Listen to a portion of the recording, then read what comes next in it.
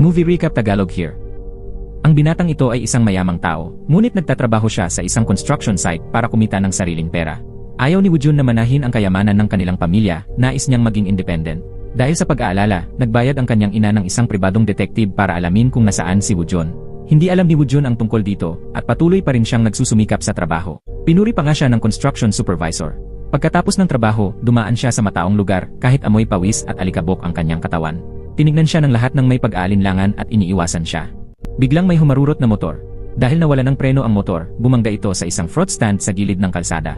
Sa di inaasahang pangyayari, may bulaklak na nalaglag sa mga kamay ni Woojun. Kailangan pang ayusin ng delivery man ang kaguluhan, kaya nakiusap siya kay Woojun na siya na lang muna ang maghatid ng wedding bouquet. Nag-alinlangan si Woojun ngunit sa huli ay pumayag siyang tumulong. Pagdating ni Woojun, pagbukas ng pinto, tumigil ang kanyang mundo nang makita ang napakagandang bride. Saglit siyang natulala bago siya lumapit. Ngunit nang makita ng bride ang madumi niyang hitsura, tinakpan nito ang ilong niya. Dahil dito, sadya na siyang lumapit kay Rara. Dahil sa gulat, hindi sinasadyang nasuntok ni Rara si Woojun at dumugo ang ilong nito. Nang makita yon, agad siyang humingi ng tawad at pinunasan ang dugo sa mukha ni Woojun. Subalit hindi niya namalayang nadumihan ng dugo ang kanyang wedding dress. Hindi pa man nagsisimula ang kasal, unti-unti nang nagkakagulo ang lahat. Napaiyak si Rara. Agad siyang pinigilan ni Woojun. Kinuha niya ang mga gamit para linisin ang mansa sa wedding dress. Mabilis niyang nilinis ang dugo. Pagkatapos noon, malapit nang magsimula ang kasal. Lumingon si Rara upang magpasalamat at magpaalam kay Woojun. Hindi ito matanggap ni Woojun kaya pilit niyang pinigilan ang sarili. Ngunit hindi ganoon kasimple ang buhay ni Woojun. Isang nakatakdang tadhana ito sa pagitan ng dalawang mayamang pamilya. Si Rara rin ay anak ng isang prominenteng pamilya. Pumanaw ang kanyang ina matapos siyang ipanganak. Lumaki siya sa marangyang pamumuhay at palaging sumusunod sa kanyang ama. Bukod sa halos 20 taon niyang pagtutok sa pagpipiano, bigla na lang siyang ipinakasal sa isang lalaking pinili ng kanyang ama. Hindi na siya nagtanong pa at masaya niyang tinanggap ito. Ang magiging biyenan ni Rara ay nakatingin sa kayamanan ng kanilang pamilya. Para makuha ang isang ospital bilang dote, kahit ayaw niya sa prangkang ugali ni Rara, napilitan siyang sumang-ayon. Ngayong araw ang kasal ni Rara. Pumasok siya sa wedding hall at naghintay sa pagdating ng kanyang ama. Nandoon na si Rara, ngunit hindi pa rin dumarating ang kanyang ama. Habang papasok na sana ang ama ni Rara sa wedding hall, nakatanggap siya ng tawag, nalugi na raw ang kanilang kumpanya. Dahil sa matinding pagkabigla, inatake siya sa puso at nawala ng malay sa mismong lugar. Nang marinig ng magiging biyenan ni Rara ang balita sa labas ng wedding hall, agad nagbago ang kanyang ugali. Inisip niyang wala ng yaman si Rara, kaya hindi na siya isang mayamang dalaga. Matapos mag-isip sandali sa harap ng mga bisita, pinili niyang hilahin palayo ang kanyang anak mula sa kasal. Nabigla ang lahat ng mga panauhin sa nasaksihan nila. Ang kasal sana ang pinakamagandang araw sa buhay ng isang babae. Ngunit para kay Rara, ito ang araw na nawala sa kanya ang lahat. Namatay ang kanyang ama, iniwan siya ng kanyang asawa kasama ng biyenan niya, at nawala pa ang lahat ng ari-arian ng kanilang pamilya. Labis ang pagdadalamhati ni Rara. Sinabi ng sekretary ng kanyang ama na kailangang lumayo muna siya dahil hinahanap siya ng mga nagpapautang sa kanilang pamilya. Pagkatapos sabihin ito, inabot ng sekretary kay Rara ang isang bag na may laman na pera at ang dati niyang sasakyan. Pinayuhan siya ng sekretary na alagaan ang sarili. Kinagabihan, palihim na umuwi si Rara. Naibenta na sa subasta ang kanyang villa, at pati ang kanyang piano at ibang gamit ay naisama sa auction. Habang tinutugtog niya ang piano, umiiyak si Rara, sumasabay ang malulungkot na nota mula sa kanyang mga daliri. Sa kabilang dako, dalawang matipunong lalaki ang nagtangkang pasukin ang tirahan ni Woojun. Kaya gumamit si Woojun ng fire escape para bumaba sa unang palapag at makatakas.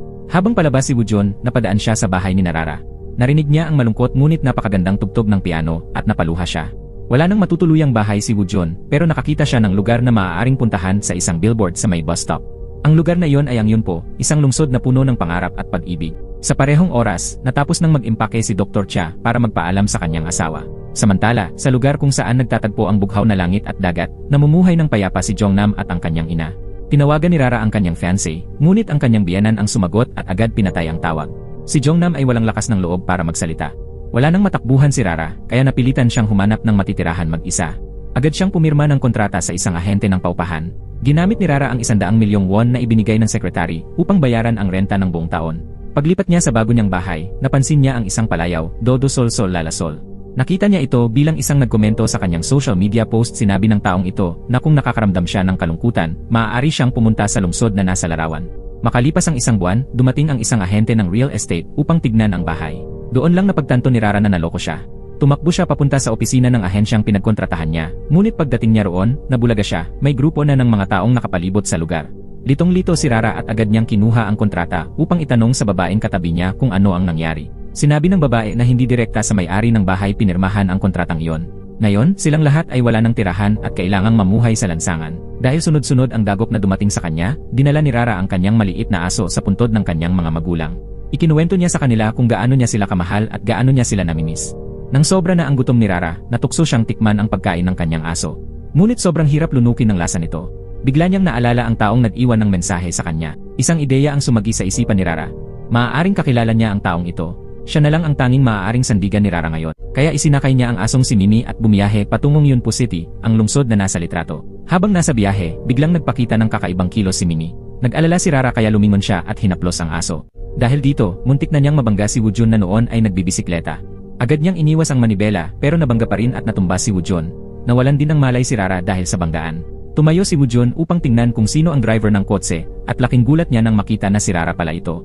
Maya-maya, dumating ang ambulansya at dinala si Rara at Woo-jun sa ospital. Sa hindi inaasahang pagkakataon, si Dr. Cha ang tumanggap sa kanila, bagong lipat lang din siya sa Yunpo.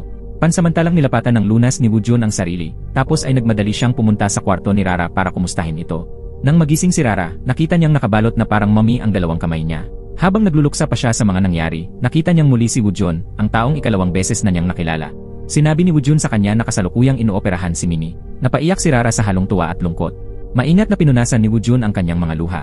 Maya-maya, sinabi ni Dr. Chan na ang kaliwang kamay ni Rara ang pinakagrabe ang pinsala at kailangan nitong maglagay ng cast sa loob ng 3 linggo. Kinagabihan, balak sana ni Rara na humingi ng tulong mula sa kakilala. Ngunit sa hindi inaasahan, nakaalis ito para sa isang business trip. Walang nagawa si Rara kundi ang mapahagulgol sa kanyang pag-iisa. Walang gaanong masabi si Woo-jun pero kinuha niya ang panyo at pinunasan ang mukha ni Rara. Pero bigla siyang naalala ni Rara. Tinanong niya si Woo-jun kung bakit siya nandoon. Sabi ni Woo-jun, dumaan siya upang humingi ng danyos. Kaunting halaga lang ang hinihingi niya, kapalit ng nasirang bisikleta at ang pinsalang emosyonal. Pero hindi niya inakala na wala na palang pera si Rara, at sa halip ay gusto pa siyang utangan nito. Ibinalik ni Woo-jun si Rara sa kanyang hospital room at plano na sana niyang umuwi. Pero marami pa pala siyang kailangang gawin para kay Rara. Pinapakuha siya nito ng tubig, pinabubuksan ang kurtina, at pinapaangat ang kutson. Hiniling din ni Rara kay Woo-jun na manatili sa hospital room kasama niya. Sa huli, napilitan si Woo-jun na maglatag ng banig at matulog sa tabi ng kanyang kama. Kinaumagahan, may isang batang babae na inilipat sa parehong kwarto. Ngumiti ang ina ng bata at nagtanong kung anong relasyon nila Woo-jun at Rara. Doon lang nila napagtanto na hindi sila magkasintahan o magkapatid, kundi may kakaibang relasyon bilang pinagkakautangan at may utang. Dumating si Dr. Cha upang muling suriin ang kalagayan ng bata. Nag-aalala ang bata na baka maapektuhan ng natamong pinsala ang kanyang pagtugtog ng piano. Narinig ito ni Rara at napagtanto niyang pareho sila ng larangan, kaya naisipan niyang mag-perform ng air piano para pasayahin ang bata.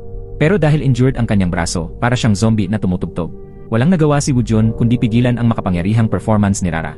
Maya-maya, dumating si Dr. Cha para i-check ang paggaling ni Rara. Nagreklamo si Rara na hindi siya makatulog. Nakatayo lang sa gilid si Woo-jun at ang nurse habang nakikinig. Bigla nilang naalala ang malakas niyang paghilik noong hapon kaya hindi sila nakapagsalita. Samantala, naging matagumpay ang operasyon ni Mimi, ang aso. Ngunit sinabi ng veterinaryo na kailangan bayaran ang malaking halaga. Sanay si Rara sa pangungutang, kaya nakangiti niyang sinabi kay Woo-jun na siya na ang magbayad. Nangako naman si Rara na pagkatapos niyang ma-discharge sa ospital, ibebenta niya ang kotse niya para bayaran ang gastos. Tahimik lang ang ina ng batang katabi nila at iniisip sa sarili na niloloko lang ni Rara si Woo-jun, pag-ibig at pera ang habol. Samantala, si Jongnam ay nagtungo kay Seon upang kumustahin ang lagay ni Rara. Kalma lang ang sagot ni Seon, hindi raw kailangang mag-alala. Mas matatag si Rara kaysa sa iniisip ni Jongnam. Sa kabilang banda, pinakakain at pinainom ni Woo-jun si Rara, at kitang-kita ang kasiyahan niya habang kumakain. Pagkatapos, sunod-sunod na inutusan ni Rara si Woo-jun, magpa-ice cream, magpa-juice, magpa-salad syempre. Lahat ng ito, isinulat bilang mga utang.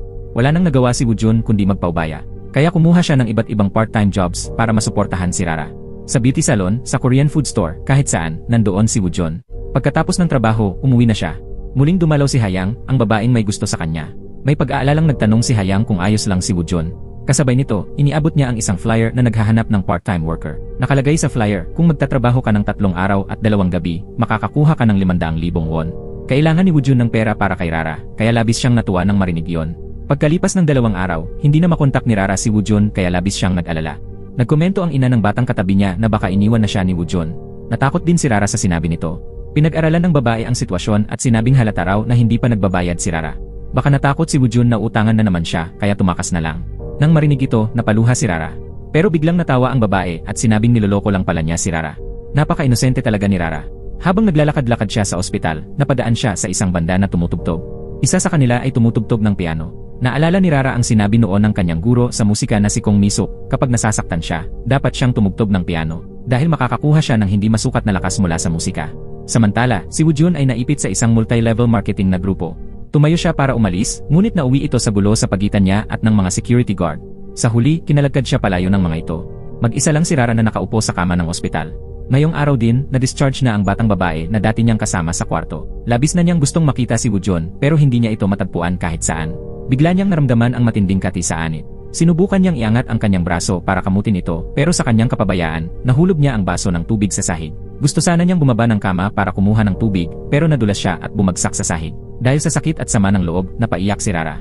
Narinig ni Dr. Cha ang ingay at agad siyang pinuntahan para tanungin kung bakit siya umiiyak. Hikbilang ang naisagot ni Rara at sinabing sobrang kati ng ulo niya pero hindi niya makamot kaya kailangan siyang tulungan. Habang umiiyak si Rara, ipinakita pa niya kung paano dapat kamutin ang ulo niya kaya natawa si Dr. Cha. Dumating din si Woo-jun na sa kabutihang palad ay nakatakas mula sa MLM Group. Nang makita niya ang eksenang iyon, labis siyang nagalit. Agad siyang pumasok, binuhat si Rara at dinala siya sa itaas ng bundok. Sa ibaba nila, makikita ang makukulay at maliwanag na tanawin ng lungsod sa gabi. Biglang gumaan ang pakiramdam ni Rara. Doon ay unti-unti siyang naging bukas kay Woo-jun. Ikinuwento niya na ang dahilan kung bakit hindi natuloy ang kasal niya ay dahil nalugi ang kanilang pamilya at hindi na nila natugunan ang material na pamantayan ng pamilya ng kanyang fiancé. Tumakas ang kanyang nobyo. Hindi makapaniwala si Woo-jun na muntik nang ikasal si Rara sa ganoong klaseng lalaki. Sagot naman ni Rara, palagi lang siyang sumusunod sa kagustuhan ng kanyang ama.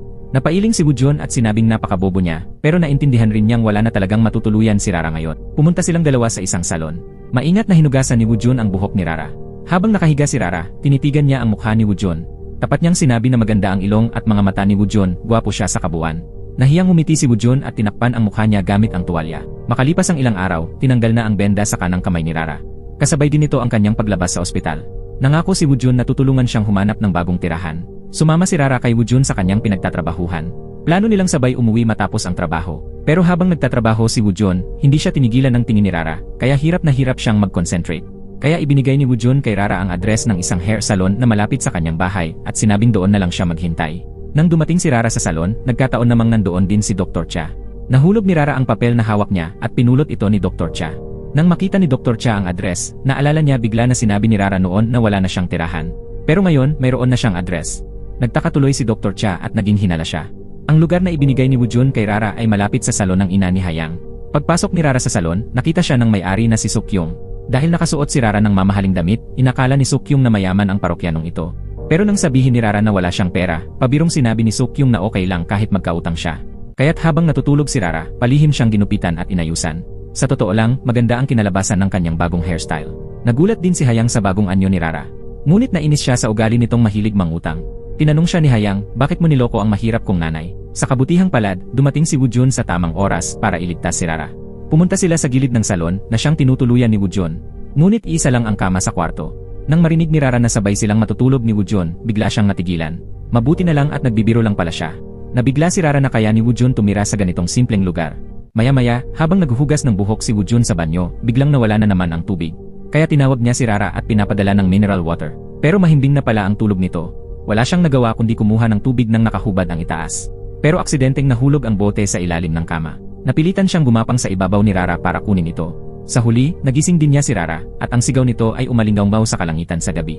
Sa oras na yon, dumating si Dr. Cha.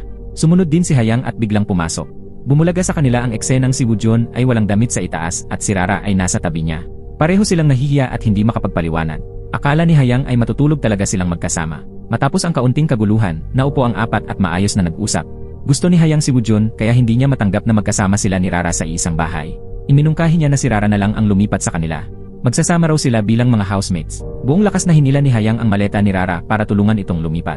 Habang naglalakad sila, narinig ni Rara na ang bahay na tinutuluyan ni Woo-jun ay dating pagmamay-ari ng isang matandang lalaki. Nang maaksidente ito sa kalsada at muntik nang mamatay, tinulungan siya ni Woo-jun. Bilang pasasalamat, ibinigay ng matanda ang bahay kay Woo-jun. Sa mga oras ding iyon, kinausap ni Dr. Cha si Woo-jun at nalaman niyang magkakilala na pala sila ni Rara mula pa noong kasal nito. Alam din ni Woo-jun na nahihirapan si Rara, kaya tinulungan niya ito. Ngunit hindi natuwa si Suk-kyung na ang anak niyang si Hayang ay nag-uwi ng isang pabigat. Masayahin pa rin si Rara at sinabi niyang wala pa siyang pambayad ng upa ngayon, pero maghahanap agad siya ng trabaho kapag gumaling na ang kanyang sugat. Sa paningin ni Suk-kyung, gusto lang talaga ni Rara na tumira sa bahay nila. Sinabi pa niya na si Rara ay parang isang parasite. Naalala ni Rara ang itsura ng mga parasite sa mga pelikula, nakakadiri at nakakakilabot. Namula ang mga mata ni Rara, nakaramdam ng hiya at lungkot, kaya tumakbo siya palabas. Narinig ni Dr. Cha at Woo-jun ang nangyari at agad siyang hinanap. Sa mga sandaling iyon, nakaupo si Rara sa mga hagdan at tila nawawalan ng gana. Pinangarap niya ang sariling kalangitan na puno ng bituin. Bigla, may isang maliwanag na bituin na lumapit sa kanya, si Woo-jun na nakasakay sa bisikleta. Masayang tumalon si Rara papunta sa kanyang mga bisig at sinabing hindi niya kayang iwan si Woo-jun dahil siya lang ang naglakas loob na pautangin siya. Akala ni Woo-jun na magko-confess si Rara ng pag-ibig pero nadismaya siya sa huli. Pagkatapos nito, dinala niya si Rara pabalik sa bahay ni Suk-kyung. Nangako si Woo-jun na siya na muna ang magbabayad ng renta ni Rara. Kaya hiling ni Rara na magkaroon ng sariling silid. Sa sala, nakita ni Hayang ang mga litrato ni Rara sa social media kung saan tila ipinagyayabang nito ang kanyang kayamanan. Inisip tuloy ni Hayang na baka may pera talaga si Rara. Pero hindi pumayag si Suk-kyung at sinabing baka kinuhanan lang ni Rara ang mga larawan para lokohin ang ibang tao. Ngunit pinatotohanan ni Woo-jun na si Rara ay isang inosenteng tao. Hindi raw kasinungalingan ang mga post ni Rara, talagang ganoon lang siya. Dahil dito, nawala ang pagdududa ni Hayang at Suk-kyung. Pagpasok ni Rara sa kwarto, nanahimik lang siya. Naging balisa sina Suk-kyung, Hayang, at Woo-jun at inisip na baka may masamang mangyayari. Naisipan nilang makinig sa likod ng pinto pero wala silang narinig. Kaya napagpasyahan nilang pasukin na ang kwarto. Laking gulat nila, mahimbing nang natutulog si Rara. Napailing si Suk-kyung. Sa laki ng problema ng pamilya, nakakatulog pa si Rara. Habang panaginip, nasambit ni Rara na sobrang bigat na ng pressure at kailangan niyang humanap ng paraan para makabayad. Pagkatapos nito, bumalik siya sa pagtulog. Kinabukasan, napanaginipan ni Rara ang dati niyang mahigpit na guro, si Misok. Sinabi ni Misok na ang lahat ng hirap na dinanas niya sa pagpapraktis ng piano ay magiging regalo para sa kanyang hinaharap. Na-inspire si Rara at nagpa siyang maging isang guro sa piano. Pero kailangan niya ng masustansyang pagkain para magka-enerhiya sa pagtatrabaho. Habang naghahanda ng agahan, naabala siya sa gusot-gusot niyang buhok. Hindi na nakatiis si Hayang, kaya sa ilang kilos lang, itinali niya ang buhok ni Rara sa isang maayos na bon. Nahihiya pa niyang tinanggap ang papuri ni Rara. Pagkatapos purihin si Hayang, humarap si Rara kay Suk-kyung at pinuri rin siya. Pinuri ni Rara si Suk-kyung na tila natuwang-tuwa sa papuri. Dahil dito, ginanahan si Suk-kyung na magluto pa ng masasarap na pagkain para kay Rara. Dahil mahusay ang edukasyon ni Rara at masayahin ang kanyang personalidad, madali siyang natanggap bilang guro ng piano. Bumalik siya sa hair salon upang ibalita ang magandang balita kay Suk-kyung.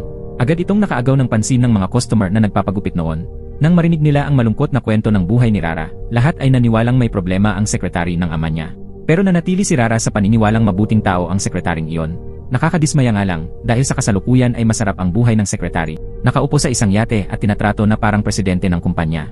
Samantala, si Yoon-sil ay naghahanap kay Woo-jun. Ang taong ipinadala noon upang hulihin si Woo-jun ay siya ring ipinadala ni Yoon-sil. Nang marinig niyang umalis ng lungsod si Woo-jun, inihagis niya ang isang bungkos ng pera sa lalaking iyon. Sinabi ni Yoon-sil na kailangang mahanap si Woo-jun bago pa makabalik ng bansa ang direktor. Kung hindi niya ito patatawarin. Sa kabilang banda, tinitingnan ni Rara ang litrato ni Woo-jun at ng kaibigan nito. Nagalit si Woo-jun nang malaman ito, ngunit nakita niya ang lungkot sa mukha ni Rara kaya hindi niya nagawang pagalitan ito. Kaya binago na lang niya ang usapan.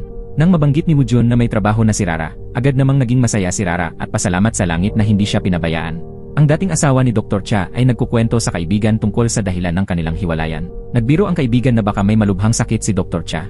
Sa hindi inaasahang pagkakataon, kailangan niya palang uminom ng gamot si Dr. Cha sa yun po. Niloko pa niya ang nurse na yon ay mga vitamins lang. Samantala, lumabas si Woo-jun upang magtrabaho. Nagbihis si Rara at palihim na sumunod sa kanya. Nagtatrabaho si Woo-jun sa isang tindahan ng cosmetics, kaya sinubukan din itong pasukin ni Rara. Pagkatapos ay nagtungo si Woo-jun sa isang western restaurant at umupo rin si Rara roon para maghintay. Doon, nakasalubong din ni Rara sina Hayang at Song-ji na dumalaw kay Woo-jun.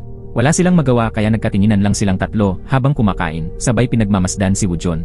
Nag-umpisa silang hulaan kung ano ang kurso ni Woo-jun sa kolehiyo. Nalaman nilang magaling siya sa math, sports, at foreign languages. Ngunit laking gulat nila nang sabihin ni Woo-jun na hanggang middle school lang ang natapos niya. Nakauwi na mula sa ospital si Mimi, pero dahil allergic sa aso si Suk-kyung, napilitan si Woo-jun na iuwi si Mimi at siya na ang mag-alaga. Hindi matiis ni Rara na iwan si Mimi kaya sumama siya pauwi kay Woo-jun. Nag-alala si Woo-jun para sa kaligtasan ni Rara sa daan, kaya inihatid niya ito pabalik sa bahay ni Suk-kyung. Habang naglalakad, bulong ni Rara na sana may 2 kwarto ang bahay ni Woo-jun para araw-araw niyang makikita si Mimi. Mukhang pinansin ni Woo-jun ang sinabi niya. Pagka-uwi niya, agad siyang nagsimulang gumuhit ng plano para sa dagdag na silid. Sa wakas, tinanggal na ang benda sa kaliwang kamay ni Rara. Sinabihan siya ni Dr. Cha na huwag masyadong gamitin ang kanyang kaliwang kamay. Masayang tumakbo si Rara papunta sa bahay ni Woo-jun upang ibalita ang magandang balita na magaling na siya.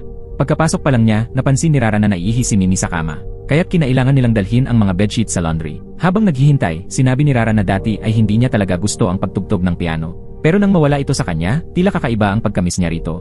Ipinaliwanag ni Woo-jun na mahigit 20 taon na niyang kasama ang piano. Bahagi na yon ng kanyang pagkatao. Tinitigan ni Rara si Woo-jun na parabang bigla siyang naliwanagan. Nang makita ni Suk-kyung na magaling na ang kamay ni Rara, isinama niya ito at si Woo-jun sa isang pampublikong piano. Gusto raw ni Suk-kyung na mapanood si Rara tumugtog. Ngunit habang tumutugtog si Rara, nakaramdam siya ng kaunting sakit sa kanyang mga daliri. Hindi niya matugtog ng maayos ang gusto niyang tugtugin. Eksaktong dumaan noon si Dr. Cha. Sa isip niya, malinaw naman na sinabihan niyang huwag munang pilitin ang kaliwang kamay. Napansin din ni Woojun na nahihirapan si Rara, kaya pinatigil niya ito. Simula noon, gabi-gabi nang bumalik si Rara sa lugar na iyon upang tumugtog. Hindi na nakatiis si Woojun, kaya palihim siyang sumunod kay Rara. Plano niyang mag-ipon para mabili siya ng sariling piano. Ngunit ng gabing iyon, kakaalis pa lang ni Woojun sa trabaho nang makatanggap siya ng abiso na kailangan muna niyang mag-overtime. Kaya hindi niya nasundan si Rara sa gabi upang bantayan ito habang tumutugtog. Dumating naman ang isang matandang lalaking nagtutulak ng kariton ng mga scrap. Nakita ito ni Rara at kinabahan na baka may masama itong balak, kaya dali-dali siyang tumakbo palayo. Pero ang matanda, humiling lang na tugtugin niya ang The Maiden's Prayer. Kaya tumugtog si Rara habang nakikinig ang matanda. Masaya sila pareho. Naalala ng matanda na ito ang paboritong piyesa ng kanyang yumaong asawa at tumulo ang kanyang mga luha. Naiyak din si Rara dahil iyon ang unang beses na may umiyak matapos marinig siyang tumugtog. Ibinahagi ni Rara ang tuwang ito kay Woojun. Inimbitahan siya ni Woojun sa bahay kinabukasan. May sorpresa raw ito para sa kanya. Pagkatapos ng tawag, parehong tuminala ang dalawa sa bituin sa langit at mumingiting nagmasid. Sa oras na yon, lumapit si Dr. Cha kay Woojun.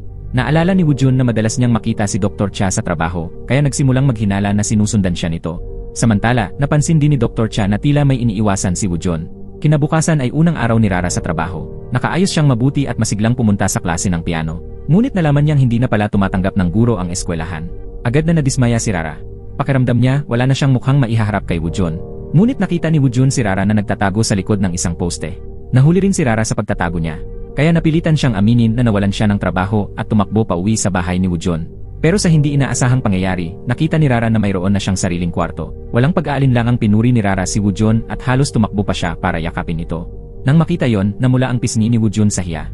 Sa oras ding yon, may dumating na naghatid ng isang puting piano. Akala ni Rara ay binili iyon ni Woojun para sa kanya.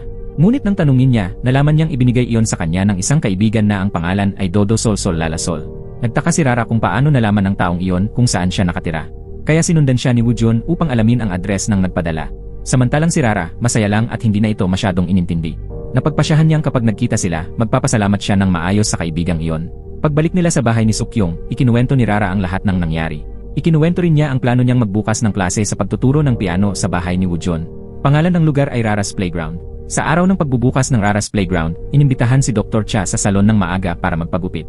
Agad na naakit si Sukyong sa kanyang gwapong mukha at napakalakas na karisma. Habang ginugupitan siya, naging sobrang maingat si Sukyong. Pati ang buhok niya ay ginawan niya ng paraan para magmukhang mas makapal. Sa sandaling yon, dumating si Hayaong at nakita si Dr. Cha. Sinabi niya sa kanyang ina na matagal na raw nagpapalakad-lakad ang taong ito sa paligid ng salon. Lumabas na nag-aalala pala si Dr. Cha kay Rara, kaya't pumunta siya sa salon batay sa address na nakasulat sa papel. Nang marinig ito ni Sukyong, inakala niyang may gusto sa kanya si Dr. Cha. Dahil dito, natakot si Dr. Cha at dali-daling umalis. Nagsipagbihis ang lahat para pumunta sa pagbubukas ng Rara's Playground. Maganda ang bagong ayos sa loob ng lugar. Nagpasalamat si Dr. Cha kay Woojun dahil inalagaan nito si Rara. Sinabi pa ni Dr. Cha na ginawa iyon ni Woojun dahil naawa siya kay Rara. Dahil dito, nawalan ng gana si Woojun. Ipinamalita naman ni Rara ang kanyang klase sa piano sa mga kapitbahay. Hindi kalayuan, may isang estranghero na nakasuit at leather shoes ang lihim na nanonood sa lugar. Hindi malinaw kung ano ang pakay ng taong iyon. Pagkatapos ng seremonya, nakita ni Woojun na may maganda at mamahaling regalo si Dr. Cha para kay Rara. Nagselos siya, kaya galit na inutusan si Rara na maglinis ng bahay. Nag-isip sandali si Rara at nagdesisyong umupo para tugtugin ang kantang I Like You. Parang isang pagtatapat ng damdamin ang kantang iyon. Kaya hindi na rin nagawang magalit ni Woojun. Sa katunayan, habang naglilinis siya at nakikinig sa tugtugin, napuno siya ng sigla. Kinagabihan, naglalakad si Sukyong sa isang madilim na eskinita nang mapansin niyang may sumusunod sa kanya. Naghintay siya sa may kanto, hawak ang bag at handang umatake kung kinakailangan. Sa hindi inaasahan, niyakap siya ni Dr. Cha mula sa likod. Lumabas na yun lang ang tanging daan pauwi para sa kanya. Nakatira pala siya sa parehong gusali kung saan nakatira si Sukyong. Sa kabilang banda, inaayos ni Rara ang kanyang maliit na kwarto sa ikalawang palapag. Ikinuwento niya kay Woojun na ang set ng tsaa na iniingatan niya ay ginamit ng kanyang mga magulang noon at balak niyang gamitin ito kasama ang kanyang magiging asawa sa hinaharap. Pagkatapos ay tinanong ni Rara tungkol sa mga magulang ni Woojun. Nang malaman niyang wala na itong pamilya, umiti si Rara at sinabing pwede na niyang ituring siyang pamilya. Nahihiyang umiti si Woojun at sinabing ayaw niyang magkaroon ng kaugnayan sa kahit sino. Maganda ang panahon na yung araw. Plano ni Rara na mamigay ng flyers. Paglabas niya ng bahay, nadatnan niyang naghihintay si Dr. Cha. Sabay silang lumabas. Nang malapit na si Rara sa eskwelahan, napansin niyang karamihan sa mga bata ay naka-enroll na sa piano lessons. Isang batang lalaki lang ang lumapit sa kanya, pero para lang kunin ang libreng regalo. Tinanong ni Rara ang guro ng taekwondo class at nalaman niyang uso ngayon sa mga magulang ang sunduin ang mga anak gamit ang sasakyan at ipa-enroll ang mga ito sa mga klase sa iisang gusali. Bago nito, niyaya ni Dr. Cha si Rara na kumain. Masaya siyang kumain. Sa sandaling iyon, tumawag si Woojun at hindi natuwa nang marinig na kasama ni Rara si Dr. Cha. Binitawan niya agad ang tawag. Nag-abala pa naman siya para bilhan si Rara ng tanghalian. Sinabi ni Dr. Cha kay Rara na kaya rin niyang alagaan siya katulad ng ginagawa ni Woo-jun. Pero sagot ni Rara, mas komportable siya kapag kasama si Woo-jun. Halimbawa, kapag nagwawali si Woo-jun, kaya niyang maupo lang at magpiano nang walang pakialam. Pero kapag si Dr. Cha ang nakita niyang nagtatrabaho, agad siyang naalangan at tumatayo para tumulong. Napangiti na lang nang walang magawa si Dr. Cha. Tinanong niya si Rara kung talaga bang kilala niya si Woo-jun. Samantala, sa ibang tagpo, may isang babaeng nagjo-jogging sa tabing dagat na nakadiskubre ng bangkay. Kinumpirma ng pulisya na patay na ang lalaki ng higit 1 buwan. Malabo na ang litrato sa kanyang ID card. Ang natirang mababasa lang ay ang huling bahagi ng pangalan na may salitang John. Base sa ID number, nalaman ng pulis na may nag-report na tumakas sa bahay ang taong iyon 6 na buwan na ang nakalipas. Ilang sandali pa, nakatanggap ng tawag si Yoon Sil mula sa pulisya. Sinabi nilang may natagpo ang bangkay na pinaniniwala ang anak niya. Hiningi ng pulisya na pumunta si Yoon Sil para kilalanin ang labi. Samantala, nakangiting sinagot ni Rara ang tanong ni Dr. Cha. Bagamat alam niyang maraming itinatagong lihim si Woo-jun, hindi niya ito tinatanong dahil kita niyang malungkot ito. Sa salon naman, sinabi ng ina ni Song-yi na ayaw ni Woo-jun magpakuha ng litrato. Minsan pangaraw ay binura ni Woo-jun ang video na kuha ni Song-yi habang nagbabasketball siya. Kaya hinala ng lahat, baka tumatakas sa batas si Woo-jun. Sa mga oras na yon, nagtatrabaho si Woo-jun sa isang tindahan ng kosmetiko. Nang tumingin siya sa salamin at napansing may nakasilip sa kanya, agad siyang naging alerto. Inihatid ni Dr. Cha si Rara pauwi at sinabi na patuloy niya itong imbitahang kumain hanggang mawala ang hiya nito sa kanya. Gusto ni Dr. Cha na maging komportable si Rara kapag kasama siya. Pagkasabi noon, agad siyang umalis nang hindi man lang binigyan ng pagkakataong makasagot si Rara. Pagkatapos, nakita ni Rara ang cosmetic set na iniwan ni Woo-jun sa doorknob ng kanyang pinto. Kahit na minsan ay naiinis si Woo-jun sa mga kapilyahan ni Rara, hindi niya pa rin nakakalimutang tulungan siya sa lihim. Sa paggunita nito, labis ang pagkaantig ni Rara. Kinabukasan, inayos ni Hayang ang buhok at makeup ni Rara. Ipinagluto naman siya ni Suk-kyung ng masarap na sandwich. Kaya maagang maaga pa lang, punong-puno na si Rara ng sigla para maglagay ng mga ads. Abala si Rara sa trabaho hanggang sa lumubog ang araw bago siya umuwi. Naantig si Woo-jun sa kasipagan ni Rara kaya binayaran niya ito ng matrikula. Si Woo-jun ang naging unang estudyante ni Rara. Labis ang tuwa ni Rara at pinuri niya si Woo-jun at maging si Mimi, ang kanilang aso. Dumating din si Dr. Cha upang magpatala. Ngunit habang tinuturuan ni Rara, nadiskubre niyang nagsinungaling si Dr. Cha. Marunong na pala talaga itong tumugtog ng piano. Matapos ang klase, sinabi ni Dr. Cha kay Woo-jun na simula ngayon, siya na ang maghahatid kay Rara pauwi kina Suk-kyung dahil magkapareho sila ng gusaling tinitirhan. Nang marinig ito, nanlumo si Woo-jun. Kinabukasan, tila nawalan siya ng gana sa trabaho. Pagka-uwi niya, narinig niya ang tunog ng piano sa loob ng bahay. Lumakad si Woo-jun papasok na puno ng tuwa at pananabik. Nakita niya si Rara na nagdala ng kimbap para sa kanya. Malakas ang ulan ng gabing iyon at magkasama silang nakatayo sa harap ng pintuan. Nakakita si Woo-jun ng 2 payong sa loob ng bahay. Pero matapos mag-isip, isa lang ang kinuha niya. Gusto niyang makisilong sa ilalim ng parehong payong kasama si Rara. Bago pa man niya maisama si Rara pauwi, nakatanggap sila ng text message mula kay Dr. Cha na nagsasabing darating siya pagkatapos ng trabaho para sunduin si Rara. Maya-maya pa, tumunog ang busina ng sasakyan sa labas. Tumayo si Rara upang magpaalam kay Woo-jun, ngunit biglang kumulog. Kasabay nito, may narinig si Woo-jun na boses ng lalaki na nagpapaalam sa kanyang isipan. Nataranta si Woo-jun, umiling-iling at umatras. Pagkatapos, niyakap niya si Rara at nakiusap na huwag siyang iwan. Hinaplos ni Rara ang likod ni Woo-jun at patuloy siyang pinakalma, sinasabing ayos lang ang lahat. Sinabi ni Woo-jun na mangako si Rara na sa susunod, huwag na itong magpaalam kung aalis. Labis ang pag-aalala ni Rara nang makita ang kalagayan ni Woo-jun. Kaya habang nasa loob ng sasakyan ni Dr. Cha, bumaba si Rara at bumalik sa bahay ni Woo-jun. Sa mga sandaling iyon, tinutugtog ni Woo-jun ang kantang Night and Dreams gamit ang gitara. Laking gulat niya nang makita si Rara. Matamis ang ngiti ni Rara at sinabing gusto niyang manatili sa tabi niya. Ikinuwento rin niya na may isang kaibigan siyang nagsabi noon na huwag magreklamo sa iba dahil mas lalo lang nitong pinapalungkot ang iba. Napagtanto ni Rara na tama ang sinabi ng kanyang kaibigan at kailangan niyang baguhin ang masamang ugaling iyon.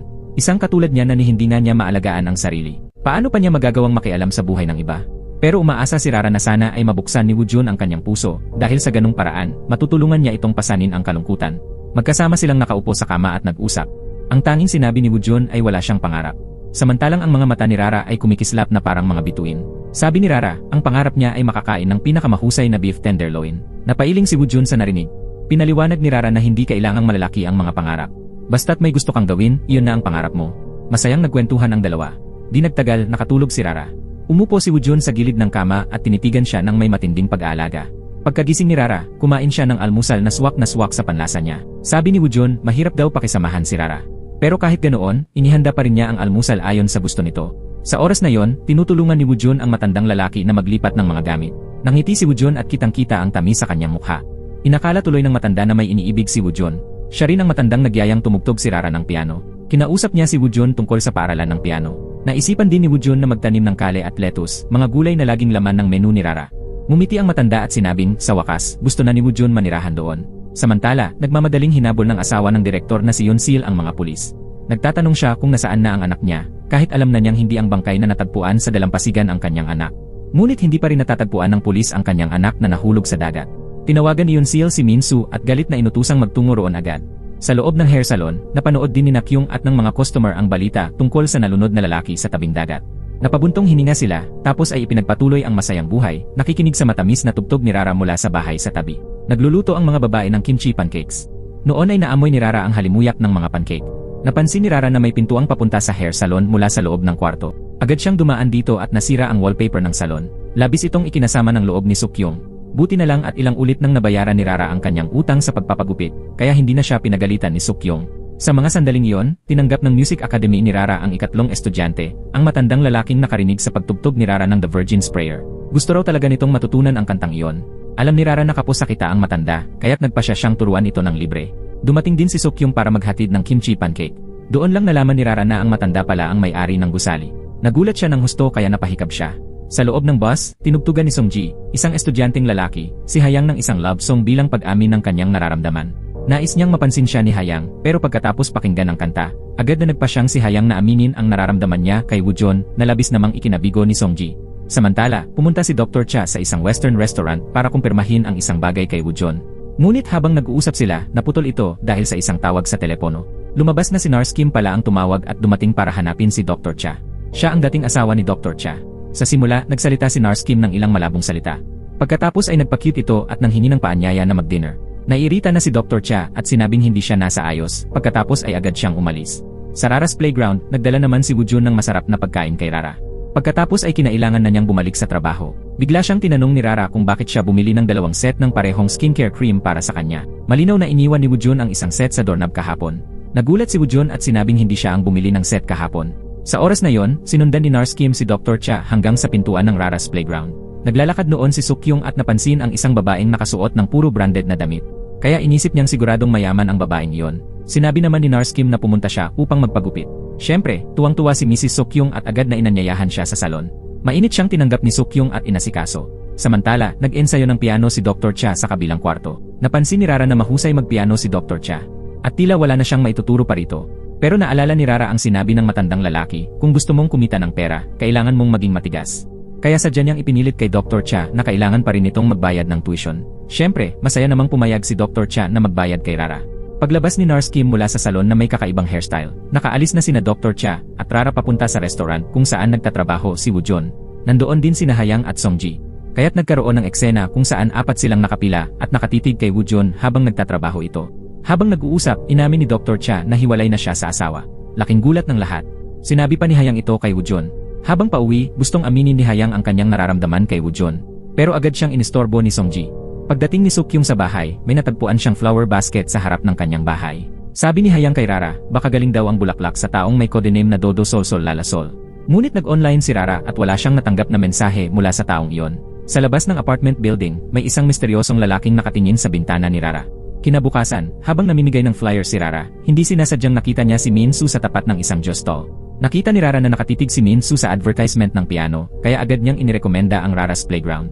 Binigyan pa niya ito ng munting regalo mula sa conservatory. Sa mga oras na yon, nakatanggap ng tawag si Min-soo na may balita na raw kay Woo-jun. Plano niyang pumunta sa Yunpo Station para hanapin si Woo-jun. Nang nalaman ni Rara na alis ito, inakala niyang nabigo siya sa pagkuha ng estudyante. Kaya gusto sana niyang bawiin ang regalo. Nagkaroon sila ng kaunting pagtatalo. Sa huli, si Min-soo ang nanalo. Buong tapang niyang sinabi na tiyak na pupunta siya sa piano class ni Rara. Inakala ni Rara na nakuha na niya ang estudyante, kaya masaya niyang sinabi na ang bayad sa tuition ay 100,000 won. Pagkaalis ni Min-soo, dumating naman si Woo-jun at lumapit kay Rara. Samantala, sa Yunpo Station, tinanong ni Min-soo ang staff tungkol kay Woo-jun. Naalala ng staff na nawalan si Woo-jun ng ID card pero tumanggi itong ipablotter sa pulis, kaya nagduda siya. Sa oras na yon, pumunta naman si Rara at Woo-jun sa garahe para iparada ang kotse. Ang kotse ay regalo ng ama ni Rara nang makapasok siya sa universidad. Kaya pinangalanan niyang Juju ang mahal niyang sasakyan. Sa loob ng compartment, naroon pa ang anting-anting na ipinares ng kanyang ama para sa kanya. Bagamat ayaw ni Rara, napagpasyahan pa rin niyang ibenta ang kotse para mabayaran ang utang. Kinagabihan, natulog si Rara sa loob ng kotse. Plano niyang makasama ito ng isang gabi pa bago tuluyang ipagbili. Sumama rin si Hayang upang makitulog kay Rara. Kinabukasan, nang pipirma na si Rara sa kontrata ng pagbebenta ng kotse, pinigilan siya ni Woo-jun. Sinabi nitong maaari naman niyang bayaran ng paunti-unti ang utang. Sinamantala rin ni Woojun ang pagkakataon upang hilingin kay Rara na maging personal na driver niya. Sinabi pa ni Woojun na ang pangarap niya ay magkaroon ng sariling driver upang kapag kailangan niya ng tulong, nariyan agad ito. Habang lumalalim ang gabi, umakyat silang dalawa sa mataas na lugar upang pagmasdan ang kagandahan ng lungsod sa gabi. Ibinahagi ni Woojun na ayaw niyang ipabenta ni Rara ang kotse dahil masakit mawalan ng isang bagay na mahalaga. Ikinuwento rin niya na dati ay mayroon siyang matalik na kaibigan, ngunit pumanaw na ito. Naalala ni Woojun ang mga alaala nila at hindi napigilang umiyak. Nakiramay si Rara at napaiyak rin. Ngunit habang kapwa sila nalulungkot, bigla silang nagkatinginan, tumigil sa pag-iyak at sabay na tumawa. Kinabukasan, nalaman ni Dr. Cha na hindi na ibenta ni Rara ang kotse. Sinabi ni Sukyung na ideya yon ni Woojun. Sa mga oras din yon, binigyan siya ni Mrs. Sukyung ng simpleng gupit. Pagkatapos, pumunta si Dr. Cha sa ospital ng mga bata at tumingin sa isang group photo kung saan kasama si Woojun. Ibinahagi ni Jongnam kay Dr. Cha na anak ng direktor ng ospital si Woojun. Siya ay isang high school student na may napakagaling na academic performance. Doon lamang napagtanto ni Dr. Cha na hindi kaedad ni Rara si Woojun. Samantala, pumunta si Woojun kay Rara upang sukatin ang taas nito. Nagulat si Rara at sinabing parang tumangkad pa si Woojun. Pwede pa bang tumangkad ang tao pagkatapos ng edad na 24? Tanong niya. Niyakap niya ito at tumayo sa dulo ng mga daliri para sukatin ang kanyang taas. Sa hindi inaasahang pagkakataon, muntik nang matumba si Rara. Buti na lang at nasalo siya ni Woojun. Lalong lumapit ang distansya ng dalawa na nagbigay ng romantikong damdamin. Hindi napigilan ni Woojun na yumuko at subukang halikan si Rara. Ngunit biglang bumahin si Rara at nasalpok ang ilong ni Woojun dahilan upang duguin ito. Ilang sandali lang, pumasok ang isang gwapong lalaki sa salon. Nabighani si Sukyung nang makita ito. Dati nang namimili ang lalaking ito sa cosmetic shop kung saan nagtatrabaho si Woojun. Nakaupo ang ilang babae sa mga upuan at masayang pinagmamasdan ang gwapo. Sa sandaling iyon, biglang binuksan ni Rara ang pinto ng malakas, dahilan upang magulat ang may-ari ng shop na kasalukuyang naggugupit, at tuloy ay naputol ng marami ang buhok ng gwapong lalaki. Pumunta lang naman si Rara para magtanong, sa anong edad ba humihinto ang pagtangkad ng lalaki. Ngunit ang sagot na nakuha niya, wala sa edad nakabase ang pagtangkad. Kinagabihan, bagsak sa pagod si Mrs. Sukyung sa sofa. Naalala niya ang eksenang nasira ang gupit ng gwapong lalaki, at kung paano ito natakot. Buti na lang at hindi ito nagalit. Ngunit sa labas ng salon, nakatayo ang lalaking iyon. May nilalagay siyang hindi malamang likido sa doorknob habang may masamang ngiti sa mukha. Matapos kumain ng mga niluto ni Hayang, abala ang lahat sa paggawa ng bag at iba pang gamit para sa fans ng Rara's Playground. Si Sukyung, na nakaupo sa tabi, ay nagsabing walang sasali sa piano class kahit may pag-giveaway. Ngunit nang marinig niya kay Rara na estudyante rin ni Rara si Dr. Cha, bigla niyang sinabing ang bag ay ang ganda naman. At agad na nagpahayag na gusto rin niyang matutong tumugtog ng piano. Sa restaurant, naisa nang tanungin ni Dr. Cha ang tungkol sa pagkatao ni Woojun. Pero hindi niya alam kung paano sisimulan. Kaya ipinagpaliban na lang niya ito sa susunod. Sa kanyang pag-alis, naiwan niya ang medicine box. Pinagmasdan niyon ni Woojun at bigla niyang naalala. Nagkita na pala sila minsan ni Dr. Cha noong graduation ceremony ni Rara sa music college. Kinagabihan, hindi mapakali si Woojun. Pinaghihinalaan niyang baka alam na ni Dr. Cha ang tunay niyang pagkatao. Kinabukasan, kusang lumapit si Woojun kay Dr. Cha. At tama nga siya, may alam ito tungkol sa kanya. Tinakot pa siya ni Dr. Cha, kapag hindi maganda ang mood ko, baka sabihin ko sa mga magulang mo kung saan ka nakatira. Kasabay nito, sinabi rin ni Dr. Cha kay Woojun na sabihin na kay Rara ang totoo, na isa pa lamang siyang high school student. Nang bubuksan na ni Sukyung ang pinto ng salon, napansin niyang dumikit ang kanyang kamay sa doorknob. Nadiskubre ni Rara na may pandikit pala roon. Sa oras na yon, lumitaw ang isang gwapong lalaki na nagpapanggap na masigasig na estudyante at gustong matuto ng piano kay Rara. Bukod pa rito, nag-alok siyang magbayad ng dagdag para makapag-aral araw-araw. Pero dumating noon ang matandang lalaki para sa kanyang piano class. Kaya napilitan ang gwapong lalaki na umuwi muna at bumalik na lang sa ibang araw. Sa bahay sa tabi, pinag-uusapan ng mga suki ni Sukyung na baka kalokohan lang ng mga batang palagi sa paligid ang pandikit sa doorknob. Pagkatapos ng piano lesson ni Rara, pumunta siya sa tindahan ng kosmetiko upang hanapin si Woojun pero hindi niya ito nakita. Tinawagan niya si Woojun pero hindi ito sumagot. Sa oras na yon, naglalakad-lakad si Woojun sa lansangan. Naalala niya ang mga alaala niya kasama ang kanyang matalik na kaibigan. Noon, iminungkahi ng kaibigan ni Woojun na maghanda sila ng birthday cake para sa tatay niya. Pero hindi nila ito nahintay kaya umuwi na lang muna sila. Sa kanilang paghihiwalay sa kanto, biglang naaksidente ang kaibigan niya, nasagasaan ng sasakyan. Labis ang pighati ni Woojun kaya nawalan siya ng gana pumasok sa eskwela. Noong kumuha siya ng pagsusulit, blankong papel lang ang isinumite niya. Nang malaman ng kanyang ama na 0 ang nakuha niya sa exam, sinampal siya nito. Walang emosyon na sinabi ng ama, kaibigan lang ang namatay, bakit ka ganyan? Para kay Woojun, konektado ang pagkamatay ng kaibigan niya sa pamilya nila. Pero ayon sa kanyang ama, malas lang daw ang kaibigan niya. Sinisi rin siya ng ama na mahina raw ang loob niya at wala siyang mararating sa buhay. Lubos ang pagkadismaya ni Woojun sa kanyang ama, kaya lumayas siya sa kanilang bahay. Sa mga sandaling ito, natagpuan na rin siya ni Rara. Ngunit nalaman niyang balak umalis ni Woojun. Tinanong ni Rara kung bakit siya alis. Sinabi ni Woojun na nakakainis ang mga tao. Akala ni Rara, siya ang tinutukoy ni Woojun, kaya nalungkot siya at bumalik sa Rara's playground. Bigla, nakita ni Rara ang isang batang lalaki na paikot-ikot sa harap ng pintuan. Siya ang batang humingi ng regalo kay Rara. Umupo sila sa hagdanan. Sinabi ng bata na gusto niyang matuto ng piano. Umupo siya sa harap ng piano at tinugtog ang isang awitin na narinig niya mula sa labas ng Rara's playground. Tuwang-tuwa si Rara nang madiskubring ang batang ito ay isang piano prodigy. Tinanong ng bata si Rara kung bakit iyon ang palagi niyang tinutugtog tuwing umuwi si Woo-jun. Ngumiti si Rara at sinabing tinutugtog niya yon bilang pagsalubong kay Woo-jun.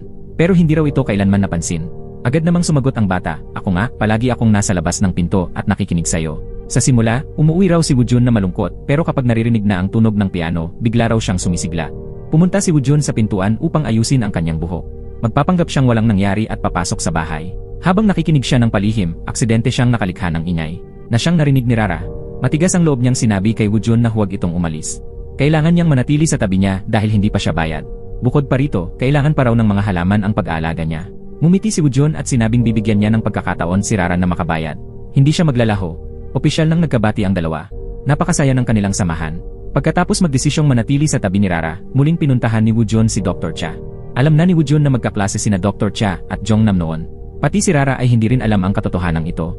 Niloloko rin siya ni Dr. Cha dahil ayaw niyang lumayo si Rara sa kanya. Ngayon, alam na nila ang lihim ng isa't isa. Kaya tahasang nagbigay ng babala si Woo-jun kay Dr. Cha na huwag nang lumampas sa nararapat. Dapat niyang ayusin ang lahat. Pagkatapos ayusin ni Woo-jun ang usapan nila ni Dr. Cha, tinawagan niya si Rara. Nagbatian sila ng good night. Pagkatapos ay inawitan siya ni Woo-jun hanggang siya ay makatulog. Kinabukasan, punong-puno ng tao ang Rara's playground. Tinuturuan ni Rara ang kanyang aso na tumugtog ng piano. Maya-maya, dumating si Dr. Cha upang yayain si Rara kumain. Nainip si Woo-jun at nagpumilit na sumama. Sumunod din agad sina Hayang at Songji na parang dalawang buntot. 5 silang sabay-sabay na kumain ng ice cream sa labas. Inimbitahan ni Rara sina Dr. Cha, Hayang, at Songji na samahan siya sa panonood ng Dodo Sol Sol Lala Sol kinabukasan. May gagawin daw si Dr. Cha kaya hindi siya makakasama. Naiinis si Woo-jun dahil hindi siya inimbitahan. Sabi ni Rara, hindi na niya kailangang imbitahan si Woo-jun. Natural lang na sumama siya dahil siya ang pinakamalaking nagpautang sa kanya. Ngumiti si Woo-jun sa tuwa. Kinabukasan ng maaga, si Hayang ang nag-ayos ng makeup ni Rara. Si Woo-jun naman ay nagbihis ng formal. Sa mga sandaling yon, pumasok si Min-soo sa maliit na supermarket sa transfer station. Sinabi ng may-ari ng tindahan na iniligtas ni Woo-jun si Kim Man-bok. Noong araw na yon, inatake si Kim Man-bok at bumagsak sa lupa. Nahanap ni Woo-jun ang gamot sa bulsa ni Kim Man-bok at agad itong pinainom, kaya naiwasan ang trahedya. Humingi rin si Min-soo ng address ni Kim Man-bok mula sa may-ari ng tindahan. Samantala, naghihintay ng may kaba si Rara at ang iba pa sa lugar ng tagpuan. Sunod-sunod na pumasok ang mga gwapong lalaki at mga eleganteng babae sa pinto. Ngunit wala sa kanila ang si Dodo Sol Sol Lala Sol. Sa oras na yon, isang lalaki ang pumasok. Laking gulat ng lahat nang makita siya. Hindi inaasahan, ang dumating ay si An Jung-ho, ang lalaking napangitan ang gupit dahil kay Suk-kyung. Akala ni Rara ay kakilala niya si Dodo Sol Sol Lala Sol. Pagkaraan ng kaunti, pumasok din si Dr. Cha sa restaurant at nakita niyang nakikipagkwentuhan si Rara kay An Jung-ho. Gustong magsalita ni Dr. Cha pero napigilan niya ang sarili. Ibinunyag din ni An Jung-ho ang kanyang tunay na pagkatao. Isa lamang pala siyang suki ng tindahan. Matagal na naghintay si Rara ngunit hindi pa rin dumating ang mga tagapagligtas ng Rara's playground. Labis siyang nadismaya. Samantala, nalaman ni Woo-jun mula kay Kim Man-bok na hinahanap siya ni Min-soo. Bago yon, tinakot ni Min-soo si Kim Man-bok para ipagtapat ang kinaroroonan ni Woo-jun. Ngunit tumanggi si Kim Man-bok na magsabi ng kahit ano. Kinagabihan, labis ang lungkot ni Rara dahil wala pa rin siyang nalaman tungkol kay Dodo Sol Sol Lala Sol. Buti na lang at nag-text ang tagapagligtas kay Rara. Sinabi ng taong iyon na hindi siya makakapagpakita dahil sa personal na dahilan. Pero lagi raw siyang susuporta kay Rara. Sabi rin ni Suk-kyung, mahaba ang buhay, darating din ang araw na magkikita sila. Muling sumigla ang damdamin ni Rara at nagpa-picture kasama si Suk-kyung at ang kanyang ina, saka ipinost sa social media. Sa isang madilim na silid na puno ng mga litrato ni Rara, tinitigan ni An Jung-ho ang litratong ipinost ni Rara habang nakangiting misteryoso. Maingat namang hawak-hawak ni Dr. Cha ang koronang nalaglag ni Rara noong kasal. Bago matulog, binasa ni Rara ang mensaheng online. Nakasulat doon, sana ang bituing iyon ay magmingming sa iyong kinabukasan. Biglang nagkaroon ng ideya si Rara. Tumakbo siya papunta sa Rara's playground at hinanap ang paso ng halaman na bigay sa kanya noon ni Dr. Cha. Nakaukit doon, naway mapuno ng tunog ng piano ni Rara ang buong mundo. Magkahawig ang dalawang pahayag. Dahil dito, agad na nahinuha ni Rara na si Dr. Cha ang kanyang tagapagligtas. Hindi lang siya nakapunta ngayong araw. Ikinuwento ni Rara kay Woo-jun ang kanyang teorya ng may pagmamalaki. Pero nagselos si Woo-jun. Ginaya pa niya ang tono ng tagapagligtas at nag-text kay Rara. Binago rin niya ang kanyang profile picture at ginawang larawan ng berdeng puno na may nakasulat na special. Kinabukasan, sa tulong ng isang suki ng spa, gumawa si Rara ng iba't ibang klaseng kimbap. Ibinigay niya ito kay Dr. Cha dahil akala niya ay siya ang kanyang tagapagligtas. Tuwang-tuwa si Dr. Cha nang matanggap ang tanghalian mula kay Rara. Inakala niyang si Rara mismo ang nagluto. Pero nang malaman niyang hindi pala ito galing kay Rara mismo, nabawasan ang kanyang kasiyahan. Napagtanto rin ni Dr. Cha, kahit labag sa loob niya, na ibinigay sa kanya ang pagkain bilang pasasalamat lamang. Hindi dahil sa pag-ibig. Samantala, iniimbestigahan ni Rara kung bakit maraming estudyante ang ibang mga piano class. Nalaman niyang mas gusto ng mga magulang ang mga paaralang nananalo sa kompetisyon. Kaya agad niyang naisip na ipadala si Shin Jae-min sa isang patimpalak. Ang batang prodigyo sa piano ay siguradong makakauwi ng tropeo.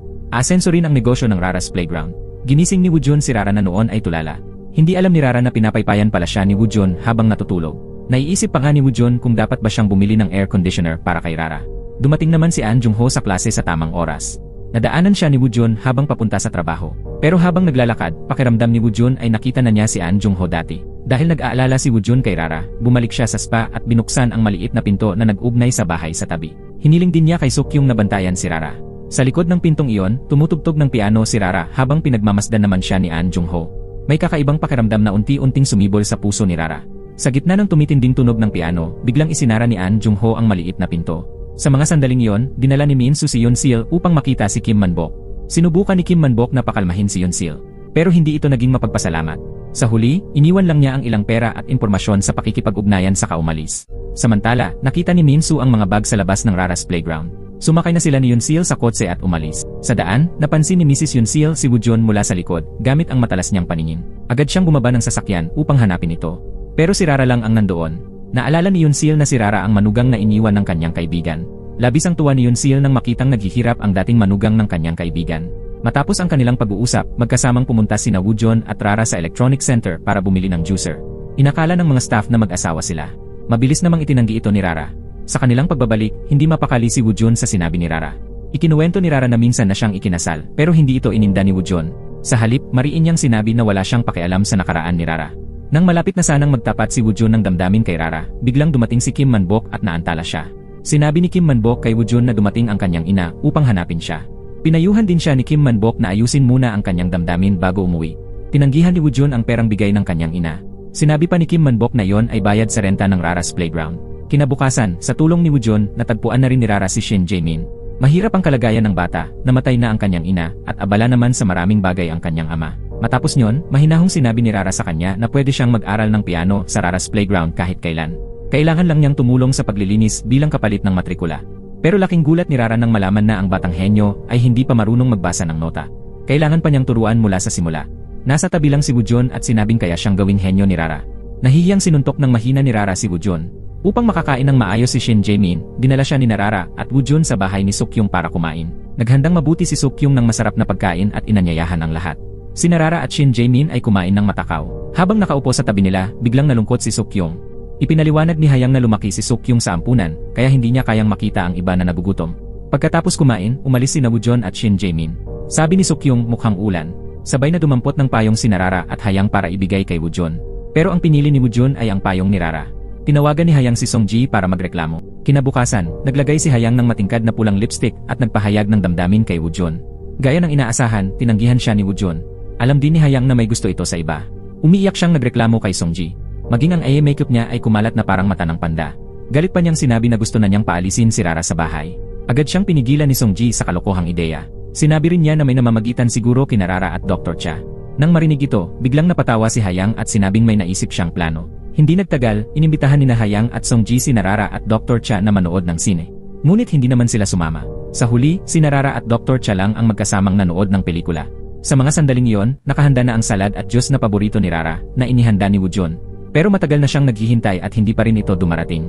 Sinabi ni Hayang kay Woojun na nanonood ng sine si Rara at Dr. Cha. Agad na lumabas si Woojun upang hanapin si Rara. Naalala niya ang sinabi ni Songji na dapat na siyang magtapat kay Rara, mas maaga, mas mabuti. Dahil si Hayang ay gumagawa na ng paraan upang iperes si Rara kay Dr. Cha.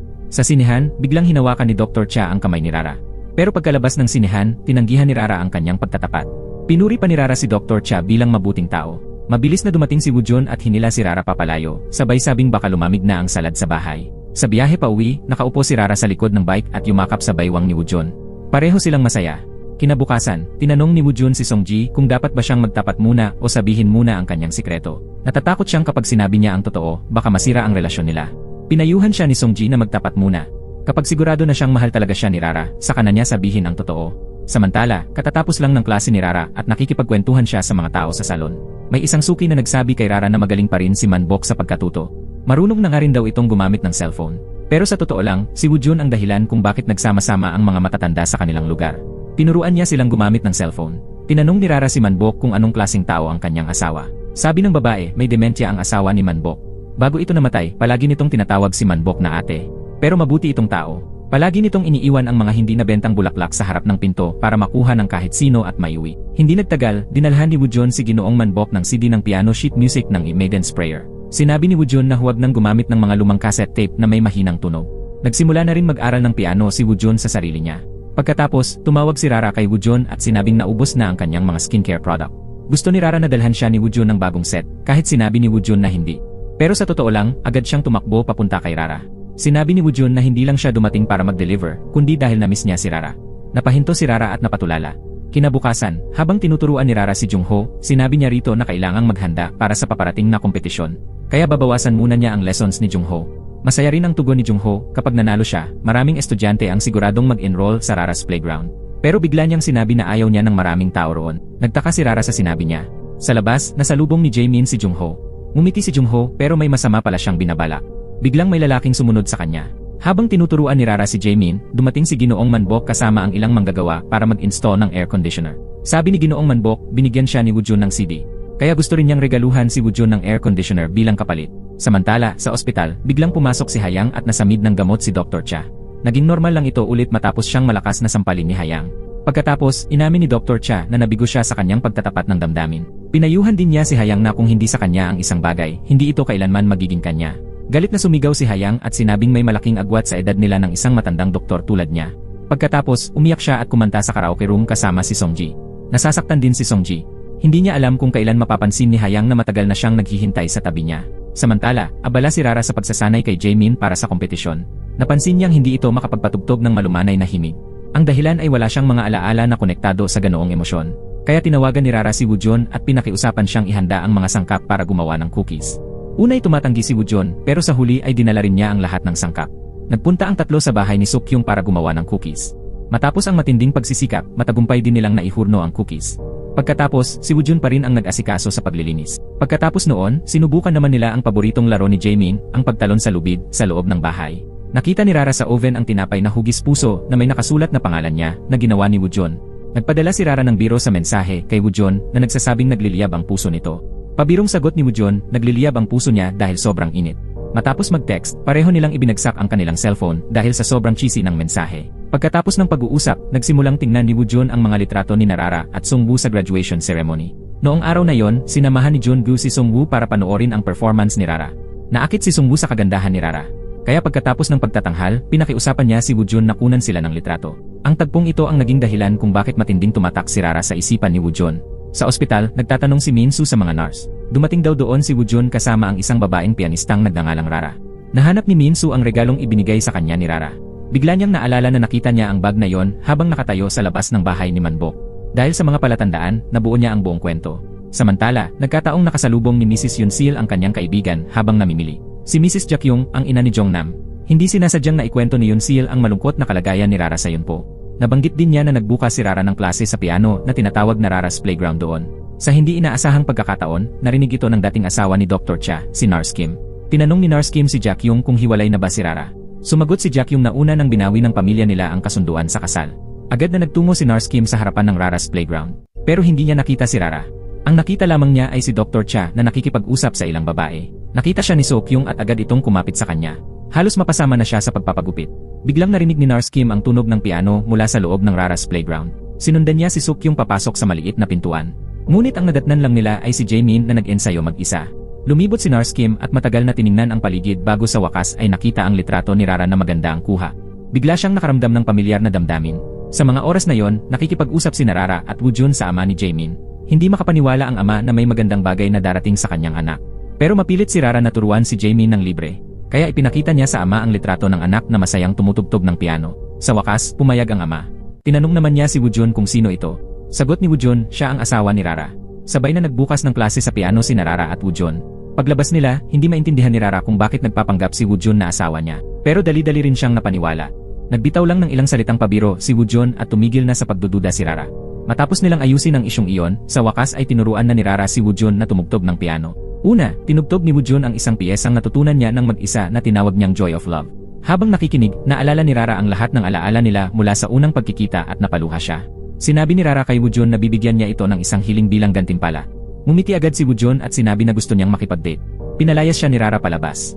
Para kay Rara, ang Joy of Love ay isang malungkot na piyesa ng piano. Sinasabi raw ng kanta na ang kaligayahan ng pag-ibig ay panandalian lamang. Pero ang kalungkutan ng pag-ibig ay paulit-ulit na bumabalik. Nang marinig iyon ni Woojun, agad siyang nagsisi kung bakit iyon ang pinili niyang tugtugin. Pagkatapos, sumakay sila ng cable car para makita ang tanawin. Mahal na mahal daw ni Woojun si Rara, seryosong sinabi niya ito. Sa malungkot at madilim niyang mga araw, si Rara lang daw ang tanging saya niya. Matapos noon, mahigpit silang naghawakan ng kamay. At sa kanilang pagmamahalan, lumapat ang kanilang mga labi sa isang halik. Samantala, dumating si Minsu sa Rara's playground at nakita niya sa litrato si Woojun. Pagbalik ni Woojun at Rara sa Rara's playground, napansin nila na maputik ang sahig at ang mga paa ni Mimi. Akala nila'y naglaro ito sa paso ng halaman sa loob ng silid. Umupo si Rara at Woojun sa harap ng piano at nagtugtugan gamit ang 4 na kamay. Nagsanib ang mga nota at ang maliit na silid ay napuno ng banayad na musika. Narinig ni Minsu ang musika mula sa labas at umiling-iling dahil matagumpay niyang natunton si Woojun. Mapanatag at mayabang niyang tinawagan si Yunsil pero hindi ito sumagot. Yun pala, maaga nang natulog si Yunsil at ang direktor. Sa mga oras na yon, tumunog ang telepono at nagising ang direktor. Sa takot, pinatay na lang ni Yunsil ang tawag. Dumating din si An Jung-ho sa Rara's playground. Inakala ni Minsu na hindi sinasagot ni Yunsil ang tawag dahil lumipat ito ng kumpanyang tutulong maghanap kay Woojun. Kaya galit na sinunggaban ni Minsu sa kwelyo si Jung-ho. Matagal din siyang sinundan ni Minsu, ngunit sa isang sandali ng pagpapabaya, binigla siya ni Jung-ho at tinamaan siya ng hollow block hanggang mawalan ng malay. Dumating si Sokyung mula sa malayo. Nataranta si Jung-ho at agad kinuha ang cellphone at pitakan ni Minsu. Natakot si Sokyung sa lalaking nakabulagta sa lupa. Nang tumawag si Yunsil pabalik kay Minsu, si An Jung-ho na ang sumagot sa telepono. Sabik si Yunsil na makipagkita sa kanya, narinig ito ng direktor. Nagduda siya at inakalang may karelasyon ang kanyang asawa. Samantala, tinutulungan ni Woojun si Manbok sa pagdidilig ng mga halaman. Dumating si Rara na may dalang agahan na siya mismo ang nagluto. Ang mga sangkap na binalot sa mga seaweed rice roll ay inayos lahat na hugis puso. Nagreklamo si Woojun na hindi masarap, habang masarap naman siyang kumakain. Mahilig sa matatamis si Manbok. Lumabas na noong kabataan ni Manbok, umibig siya agad sa isang babae sa tindahan ng sapatos. Mula noon, opisyal na silang nagligawan. Isang araw, sinadyang nagdala ng tsokolate ang babae para kay Manbok. Pero dahil matagal itong nasa bulsa, natunaw na ito. Gayunpaman, gustong-gusto pa rin ito ni Manbok at kinain dahil galing iyon sa puso ng babae. Nakakatuwa ang kwento pero kailangan pa ring magturo ni Rara ng musika. Kaya kumindat siya kay Woojun at tumakbo palayo. Tinanong ni Manbok si Woojun kung nasabi na ba niya kay Rara ang kanyang lihim. Mahirap daw lokohin ang isang taong may tiwala sa'yo. Nagsimula nang makaramdam si Woojun ng pag-aalinlangan at pagsisisi. Samantala, tinawagan ng direktor ang Graber at tinanong kung may karelasyon niya ba ang kanyang asawa. Pero nakatanggap na ng pera ang Graber mula kay Yunsil. Kaya wala itong sinabi. Galit na binalaan ng direktor ang Graber. Nakalimutan yata niyang siya pa rin ang boss nito. Sa ospital naman, nakahiga pa rin si Minsu sa kama. Sabi ni Dr. Cha, hindi pa siya nagkakamalay. Hinusgahan ng mga pulis na isang simpleng kaso ng pagnanakaw ito batay sa mga ninakaw na gamit kay Minsu. Sa mga oras na yon, maayos ang bihis ni An Jung-ho at may dalang basket ng sariwang bulaklak para kay Rara. Biglang napansin ni Rara na kapareho ang mga bulaklak na yon sa natanggap ni Sokyung. Sinubukan pang hawakan ni An Jung-ho ang kamay ni Rara. Natakot si Rara. Buti na lang, lumabas ang ilang suki ng salon. Galit na inihagis ni An Jung-ho ang basket ng bulaklak sa lupa. Agad na lumapit si Rara sa mga suki at sinabing idedeposito na lang niya sa account ni Jung-ho ang bayad sa tuition. Pero iginiit pa rin ni An Jung-ho na personal niya itong kukunin. Makalipas ang kaunting sandali, pumunta si An Jung-ho sa beauty salon kung saan part-time na nagtatrabaho si Woojun para manggulo. Sinabi ni An Jung-ho na naubos na raw ni Rara ang mga kosmetikong ibinigay niya dati. Sinunggaban ni Woojun sa kwelyo si An Jung-ho at tinanong kung sino ba talaga siya. Kinagabihan, dali-daling umuwi si Woojun at sinabing huwag nang turuan ni Rara si An Jung-ho. At huwag na rin siyang tumanggap ng regalo mula sa mga hindi niya kilala. Sumama pa si Woojun sa sasakyan ni Rara para siya na ang maghatid pauwi. Masaya silang nagdesisyong lumabas muna para makalanghap ng sariwang hangin. Kinabukasan, isinama ni Songji si Hayang sa isang kainan at tinanong tungkol sa relasyon niya kay Rara.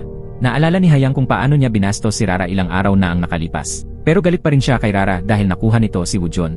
Ipinaliwanag ni Songji na malinaw na si Woojun ang unang nagkumpisal ng damdamin. Hindi kailangang pansinin ni Rara si Hayang. Pero kahit ganoon, palaging isinasama ni Rara si Hayang kapag lumalabas siya para kumain o maglibang. Nagpaliwanag si Hayang na kaya niya gusto si Rara ay dahil hindi siya nito minamaliit. Pagkatapos niyang sabihin ang kanyang totoong nararamdaman, nagalit siya at tumayo para umalis. Pero aksidente siyang nadapa. Maingat na ginamot ni Songji ang kanyang sugat. Namula ng kaunti ang mukha ni Hayang. Pagkatapos, kusa na siyang pinasa ni Songji sa likod. Naging napaka-awkward at puno ng tensyon ang pagitan nila. Kinabukasan, sinubukan ni Hayang na suyuin si Rara. Siya mismo ang nagkusang ayusan si Rara ng make-up. Pero tinali niya ang buhok nito ng 2 bands at nilagyan ng asul na eyeshadow, parang sinadya talaga niyang sirain ang itsura ni Rara. Nanlaki ang mata ni Sokyung at iba pa nang makita ito.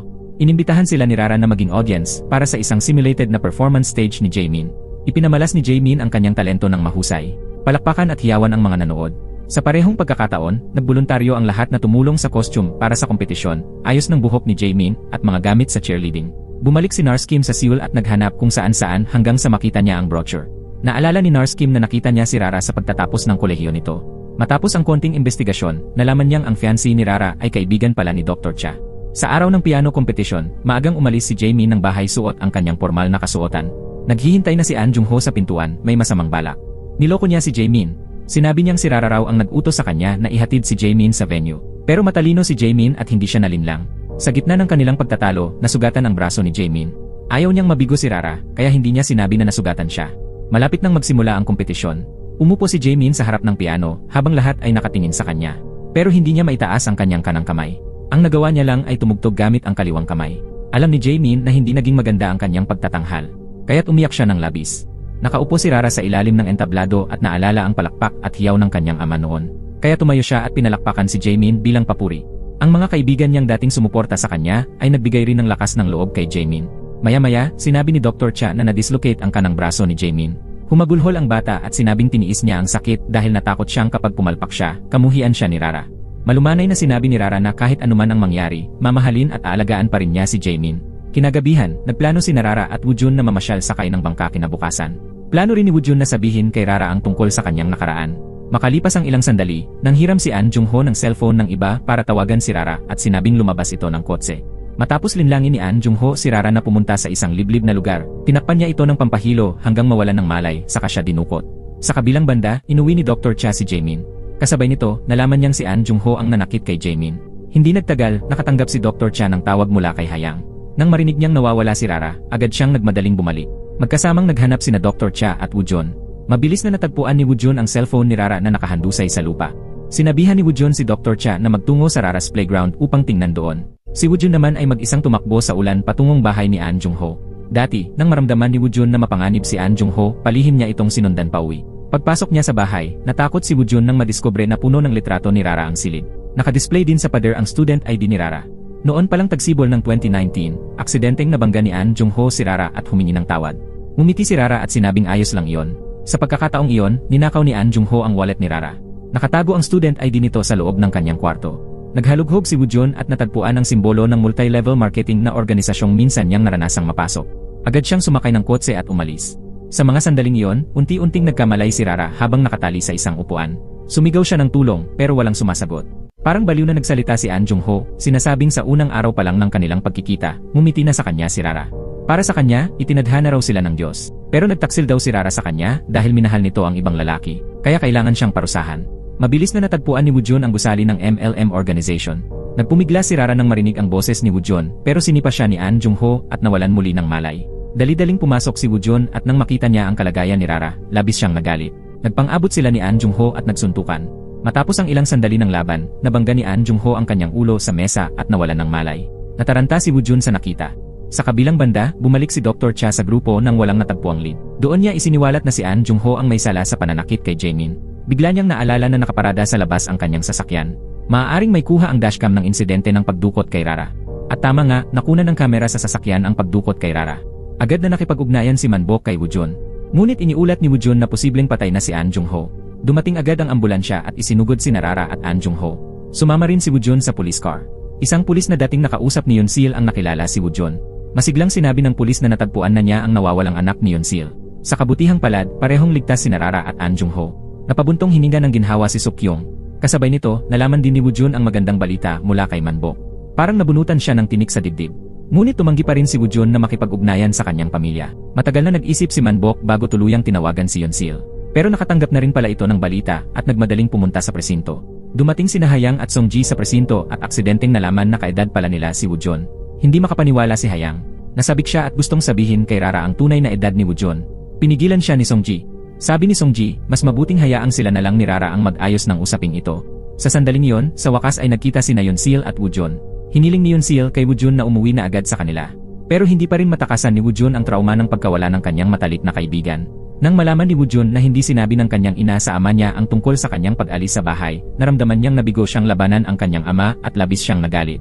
Makalipas ang ilang sandali, nagtungo si Yoon-sil sa Rara's playground at doon niya nakita ang isang gamit na may pangalang Rara. Kasabay nito, nakita rin niya si Mimi, ang aso, na nagbabantay sa hagdan. Saglit silang nagtagisan ng tingin at argumento. Pagkatapos nito, dumaan si Yunsil sa maliit na pinto papasok sa salon. Umupo siya at nakipagkwentuhan sa mga suki ng salon. Doon nalaman ni Yunsil ang kabayanihan ni Woojun sa pagsagip kay Rara. Nagdoble kayod pa si Woojun sa maraming trabaho para masuportahan si Rara. Pati klase sa piano, binuksan niya para kay Rara. Ikinuwento rin ng mga suki ang napakaraming paraan ng pagpapakita ni Woojun ng pagmamahal kay Rara. Lalong nagalit si Yunsil sa mga narinig. Hindi man lang niya binanggit na alam niyang hiwalay na si Rara. Pagkatapos, nagtungo si Yunsil sa ospital upang beripikahin ang pagkatao ni Rara. Doon niya natuklasan na si Rara pala ang babaeng nakatakdang ikasal noon sa kaibigan ng kanyang anak, pero hindi natuloy ang kasal. Bago siya umalis, iniwan niya kina Hayang at Songji ang pera at ang kanyang contact information. Inutusan niya silang kontakin siya kapag nagkamalay na si Rara. Nang makita nila ang logo ng Sunwoo Group sa calling card, halos hindi makapaniwala sina Hayang at Songji sa nangyayari. Makaraan ng ilang sandali, nagising si Rara at lumabas ng silid ospital upang hanapin si Woojun. Ngunit si Minsu ang una niyang nakita. Mula sa mga sinabi ni Woojun, nalaman ni Rara na siya pala ay ang batang amo ng Sunwoo Group. Isa rin pala siyang high school student na naglayas mula sa bahay. Suot pa ni Rara ang uniforme ng pasyente nang magpanik siya at dali-daling sumakay ng taxi papunta sa presinto. Sa mga oras na yon, nakalaya na si Woojun na walang kasalanan. Si Manbok ay may dalang tokwa para pang-alis malas, ngunit itinapon lang ito ni Yunsil. Gustong lumaban ni Woojun, ngunit agad siyang inalis ng mga bodyguard. Huli nang dumating si Rara at naupo na lang nang walang magawa sa labas ng himpilan ng pulisya. Alam ni Rara na ibinalik na si Woojun sa Seoul at napaiyak siya sa sakit. Akala ni Rara na ang hiwalayan nila ang lihim na itinatago ni Woojun. Ginamit ni Woojun ang dahilan ng pagpunta sa banyo para makatakas. Agad namang inutusan ni Yunsil ang mga bodyguard na sundan si Rara at Manbok. Hinulaan ni Yunsil na siguradong pupuntahan sila ni Woojun. Nang gabing iyon, papunta na sana si Woojun sa bakuran ni Rara nang aksidenteng makasalubong niya si Songji. Sinabi ni Songji sa kanya na tawagan si Rara para malaman nitong ligtas siya. Sinabihan ni Woojun si Rara na magkita sila sa pantalan. Ngunit biglang lumitaw si Yunsil sa harapan ni Rara. Kasabay nito, nalaman din niya ang kinaroroonan ni Woojun. Kaya pagdating ni Woojun sa pantalan, agad siyang nahuli ni Yunsil. Laking gulat nang biglang dumating ang direktor sa pantalan. Bago pa man makapagsalita si Woojun, agad silang umalis. Naiwan si Rara mag-isa sa lugar. Isang buwan nang lumipas, na in love si Minsu kay Sukyung sa ospital. Naging suki siya ng hair salon. Laging nagtatawanan at nagkukwentuhan sina Sukyung at Jaemin, kaya tinutukso sila ng mga suki na tila nagliligawan. Totoong plano ni Minsu na manatili sa Yunpo kasama si Sukyung. Hindi nagtagal, iniulat sa balita na ang salarin sa kaso ng bangkay sa dagat ay si An Jung-ho na siyang nanakit kay Rara. Nalaman ito ni Minsu sa pamamagitan ng pulisya, kaya agad niyang ikinuwento sa lahat ang buong pangyayari. Ayon sa ulat, isang profesional na magnanakaw ang napatay. Posibleng ninakaw niya ang relo ni An Jung-ho, kaya't pinatay siya nito sa loob ng banyo. Pagkatapos, itinapon ang kanyang bangkay sa dagat. Samantala, nakatayo si Rara sa malayo, tulala habang nakatingin sa kawalan. Sina Hayang at Songji, na nasa di kalayuan, ay nalungkot para sa kanya. Sabi ni Songji, nakatingin si Rara sa tren na hindi sinakyan ni Woojun. Noon, isinama ni Rara si Yunsil. At iyon ang naging dahilan kung bakit sa pilitang kinuha si Woojun. Ang pangyayaring iyon ang laging bumabagabag sa puso ni Rara. Malungkot ding sinabi ni Hayang na unti-unting nagiging kakaiba si Rara. Bukod sa palaging labis kumain, bigla-bigla rin itong sumasayaw. Kamakailan, nagkaroon pa si Rara ng hilig sa paglalaro ng baraha kasama ang nanay ni Hayang. Si Woojun naman, bagaman kinuha, ay hindi pa rin nakipag-ugnayan kina Hayang at Songji. Bantay sarado siya ng mga gwardiya. Araw-araw, si Yunsil mismo ang nagdadala ng pagkain. Para magprotesta, tumigil sa pagkain si Woojun. Hiningi rin niya sa ina ang kanyang cellphone. Hindi pumayag si Yunsil sa hiling ni Woojun. Kinumpiska rin niya ang cellphone ng tutor, baka raw gamitin ito ni Woojun para makatakas. Nang kumustahin ni Yunsil ang pag-aaral ni Woojun, una siyang pinuri ng tutor dahil sa katalinuhan nito. Ngunit sinabi ng tutor na tila pag-ibig lamang ang iniisip ni Woojun kaya hindi siya nakakapag-focus sa pag-aaral. Labis itong ikinagalit ni Yunsil. Nang gabing iyon, palihim na bumaba si Woojun para tumakas habang madilim pa.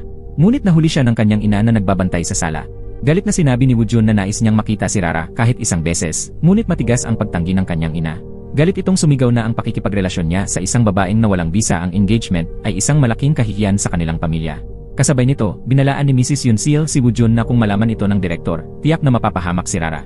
Kahit saan man tumakas si Woojun, wala na siyang matatakasan dahil matagal nang nakakandado ang tanging labasan. Kinabukasan sa Rara's playground, sanay na si Manbok sa pagtugtog ng piano. Masaya si Rara sa naging progreso niya. Napag-usapan nila na gusto nilang magdaos ng isang performance sa araw ng kamatayan ng asawa ni Manbok. Ang piyesa ng musika ay magiging handog para sa asawa ni Manbok sa langit. Napag-usapan nila ulit si Woojun. Nalungkot si Rara sa pagbanggit sa kanya dahil bukod sa hindi niya alam ang tunay na edad ni Woojun, wala rin siyang alam sa background nito. Ngunit ang mga sinabi ni Manbok ay parang muling nagbigay ng lakas ng loob kay Rara. Sabi niya, panlabas lang ang lahat ng nakikita kay Woojun dahil ang tunay na pagkatao nitong banayad at marupok ay matagal nang nahayag sa harap ni Rara. Pagkatapos, ikinuwento ni Manbok ang sarili niyang kwento ng pag-ibig na puno ng pagsubok. Ang kanyang asawa ay isang katulong sa bahay ng isang mayamang pamilya. Isang araw, nadiskubre ni Manbok na ang babaeng minamahal niya ay palihim na sumasama sa blind date. Kahit na ipinaliwanag nito ang lahat sa kanya, nakaramdam pa rin siya ng matinding pagka-inferior dahil mas maganda ang kalagayan ng lalaking ka-blind date nito. Kaya nagpa siya siyang makipaghiwalay. Pero mahal na mahal pa rin niya ito. Pagkalipas ng 2 buwan, sumulat si Manbok ng liham ng pangungulila at ipinakiusap kay Miss Hai na ihatid iyon sa babae. Ngunit ayaw ni Miss Hai na agad makapag-asawa ang babae. Kaya noong binasa niya ang sulat sa babaeng hindi marunong bumasa, sinadya niyang sabihin ang maling lugar ng tagpuan. Dahil dito, ang 2 pusong umaasa ay kapwa umuwing bigo. Kaya umalis si Manbok sa kanyang bayan at lumipat sa Yunpo. Bago pa niya matapos ang kanyang kwento, dumating ang matalik na kaibigan ni Rara sa silid ng piano. Sinabi niya na ang yumaong kapatid niya ay tagahanga ni Rara. May dala rin siyang mga litrato bilang patunay. Habang tinitingnan ni Rara ang mga larawan, may nakita siyang litrato ni Woojun kasama ang kapatid ng kaibigan. Malapit ang 2 binata sa isa't isa. Agad niyang tinanong ang kaibigan kung kilala nito si Woojun. Sumagot ang kaibigan na dumalo si Woojun sa graduation performance. Sa puntong ito, muling nabuhay ang mga alaala ni Rara tungkol kay Woojun. Naalala ni Rara ang mahiyaing binatilyo na kumuha ng litrato niya. Kinabukasan, ginamit ni Minsu ang dahilan na natatakot siya sa maraming tao para yayain si Sukyung na samahan siya sa ospital. Doon ay aksidenteng nakita ni Sukyung si Narskim. Nagkaroon sila ng ilang sandaling hindi komportableng pag-uusap. Pagkatapos nito, nagpunta si Narskim sa silid ng eksaminasyon para hanapin si Dr. Cha. Tinanong niya kung ano ang relasyon nila ni Rara. Ngumiti si Dr. Cha at sinabing pinapagaling siya ni Rara. Nagalit si Narskim matapos marinig iyon at umalis. Naghintay sa labas si Sukyung at nakilala si Narskim bilang dating asawa ni Dr. Cha. Malungkot siyang umatras ngunit niyakap siya ni Minsu para damayan. Napagtanto ni Sukyung na naantig siya at agad na tumakbo palayo. Napansin ni Minsu na napakalayo ng pagkakaiba niya kay Dr. Cha, ang ideal na lalaki sa puso ni Sukyung. Kinabukasan, nakatanggap si Rara ng liham mula kay Yunsil. Pagkabasa niya nito, napaiyak siya sa sakit. Nang makita ito, agad na sumiklab ang damdaming makatarungan ni Hayang. Hinimok niya si Songji na samahan siyang pumunta sa bahay ni Woojun para manggulo. Gusto ni Hayang na seryosong turuan ng leksyon si Woojun dahil sinaktan nito si Rara sa tulong ni Yunsil. Nag-appear sina Songji at Hayang bilang tanda ng kanilang desisyon. Nang dumating sila sa Seoul, nakaramdam ng matinding pagkailang ang dalawa. Sumakay sila ng taxi papunta sa bahay ni Woojun. Si Mingsu ang nagbigay sa kanila ng address. Pagkatapos nilang pindutin ang doorbell, ipinakilala nila ang kanilang sarili bilang mga kaibigan ni Woojun mula Onpo. Narinig ito ni Yunsil at agad na humanap ng dahilan para paalisin sila. Nakita ito ni Woojun mula sa itaas at nagkaroon siya ng ideya. Nagkunwari siyang nawalan ng malay at bumagsak sa sahig. Sa oras ding yon, nagpa siya si Songji na akyatin ang pader papasok sa bahay ni Woojun. Habang nasa kalagitnaan ng pag-akyat si Songji, biglang may narinig siyang malakas na alarma. Natakot sila at nagtago sa gilid. Yun pala, ambulansya ang dumating. Nakita nilang inilalabas si Woojun sa stretcher. Agad silang sumunod papuntang ospital. Pagdating doon, isinuot ni Songji ang hospital gown ni Woojun. Nagpalit sila ng pagkakakilanlan.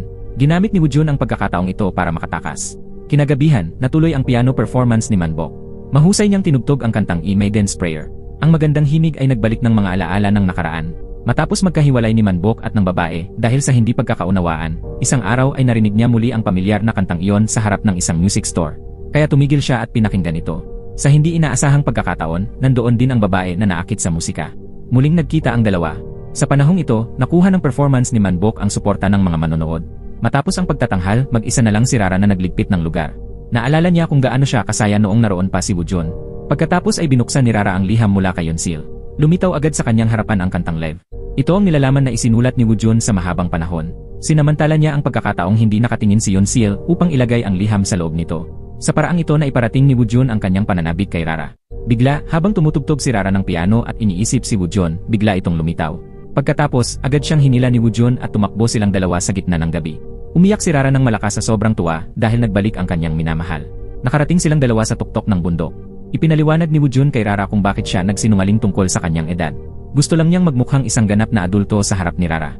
Ang dahilan kung bakit siya tumakas mula sa bahay ay dahil sa pagkamatay ng kanyang matalit na kaibigan.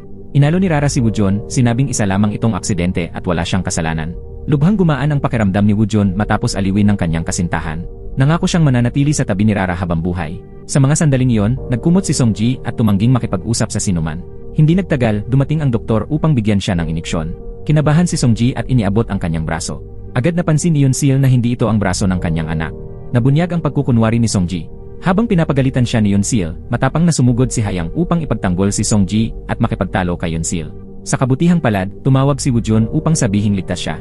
Sinabi rin niya na babalik siya ng maayos sa Seoul. Dahil dito, hindi naparusahan sina Songji at Hayang. Ibinalik ni Songji ang perang ibinigay noon sa kanya ni Ginang Yunsil. Buo ang kanyang suporta para sa desisyon ni Woojun. Dahil dito, nakaramdam siya ng hiya habang isinusuko ang pera. Ang katapatan ni Hayang at Songji ay bahagyang nagpabago sa pagtingin ni Yunsil. Sa kabilang banda, pinaalalahanan ni Rara si Woojun na maging masunurin sa kanyang pagbabalik.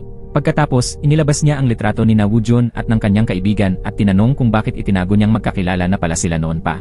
Sa pagtatanghal, sinabi ng kaibigan ni Woojun na gusto talaga niya si Rara. Sa mga panahong iyon, naakit na rin si Woojun kay Rara. Dahan-dahan siyang lumapit kay Rara at hinawakan ang kanyang braso. Sa hindi inaasahang pagkakataon, umiwas si Rara, tumalikod at nagpaalam. Nangako silang dalawa na hindi na muling bibitaw sa isa't isa. Kinabukasan, muling nagdala si Ginang Yunsil ng hapunan para kay Woojun. Hindi lang niya napansing kumakain na uli ng maayos ang kanyang anak, napansin din niyang nagsisimula na rin itong mag-aral ng mabuti. Ibinigay ni Yunsil ang cellphone kay Woojun matapos makita ang positibo nitong pag-ugali. Sinabi ng tutor kay Yunsil na naibalik na ni Woojun ang kaalamang nawala sa kanya. Gusto lang talaga ni Woojun na mag-major sa matematika, hindi sa medisina. Inalo ng tutor si Yunsil at sinabing basta't handang mag-aral si Woojun, ayos na yon. Ang usapin tungkol sa kursong pipiliin ay maaari namang pag-usapan sa ibang panahon. Lahat ng ito ay dahil muling nagkaroon ng ugnayan si Woojun kay Rara. Maliban sa masigasig na pag-aaral ni Woojun at paminsang pagkakaroon ng nosebleed, unti-unti nang bumalik sa normal ang takbo ng buhay. Isang araw, tinuturuan ni Songji si Rara na magbisikleta, pero sa kalagitnaan ay binitiwan niya ito. Sa kasamaang palad, nahulog si Rara at nabalian ng binti. Labis na nag-alala si Woojun at dali-daling tumakbo papuntang ospital para dalawin siya. Nanatili siya doon hanggang gabi at hindi nakasabay ng hapunan kasama ang tutor. Pagka-uwi ng tutor, galit na tinanong ng direktor ang anak kung pumunta ito para makita na naman ang babaeng diborsyada. Tila ba gusto pa rin ng direktor na siya ang may kontrol sa lahat. Agad siyang pinigilan ni Yunsil at sinabing may paraan siya. Kinabukasan, narinig ng mga suki sa salon na magkikita si Rara at ang asawa ng direktor. Pinaghinalaan nilang baka buhusan ni Yunsil ng tubig si Rara gaya ng sa mga pelikula.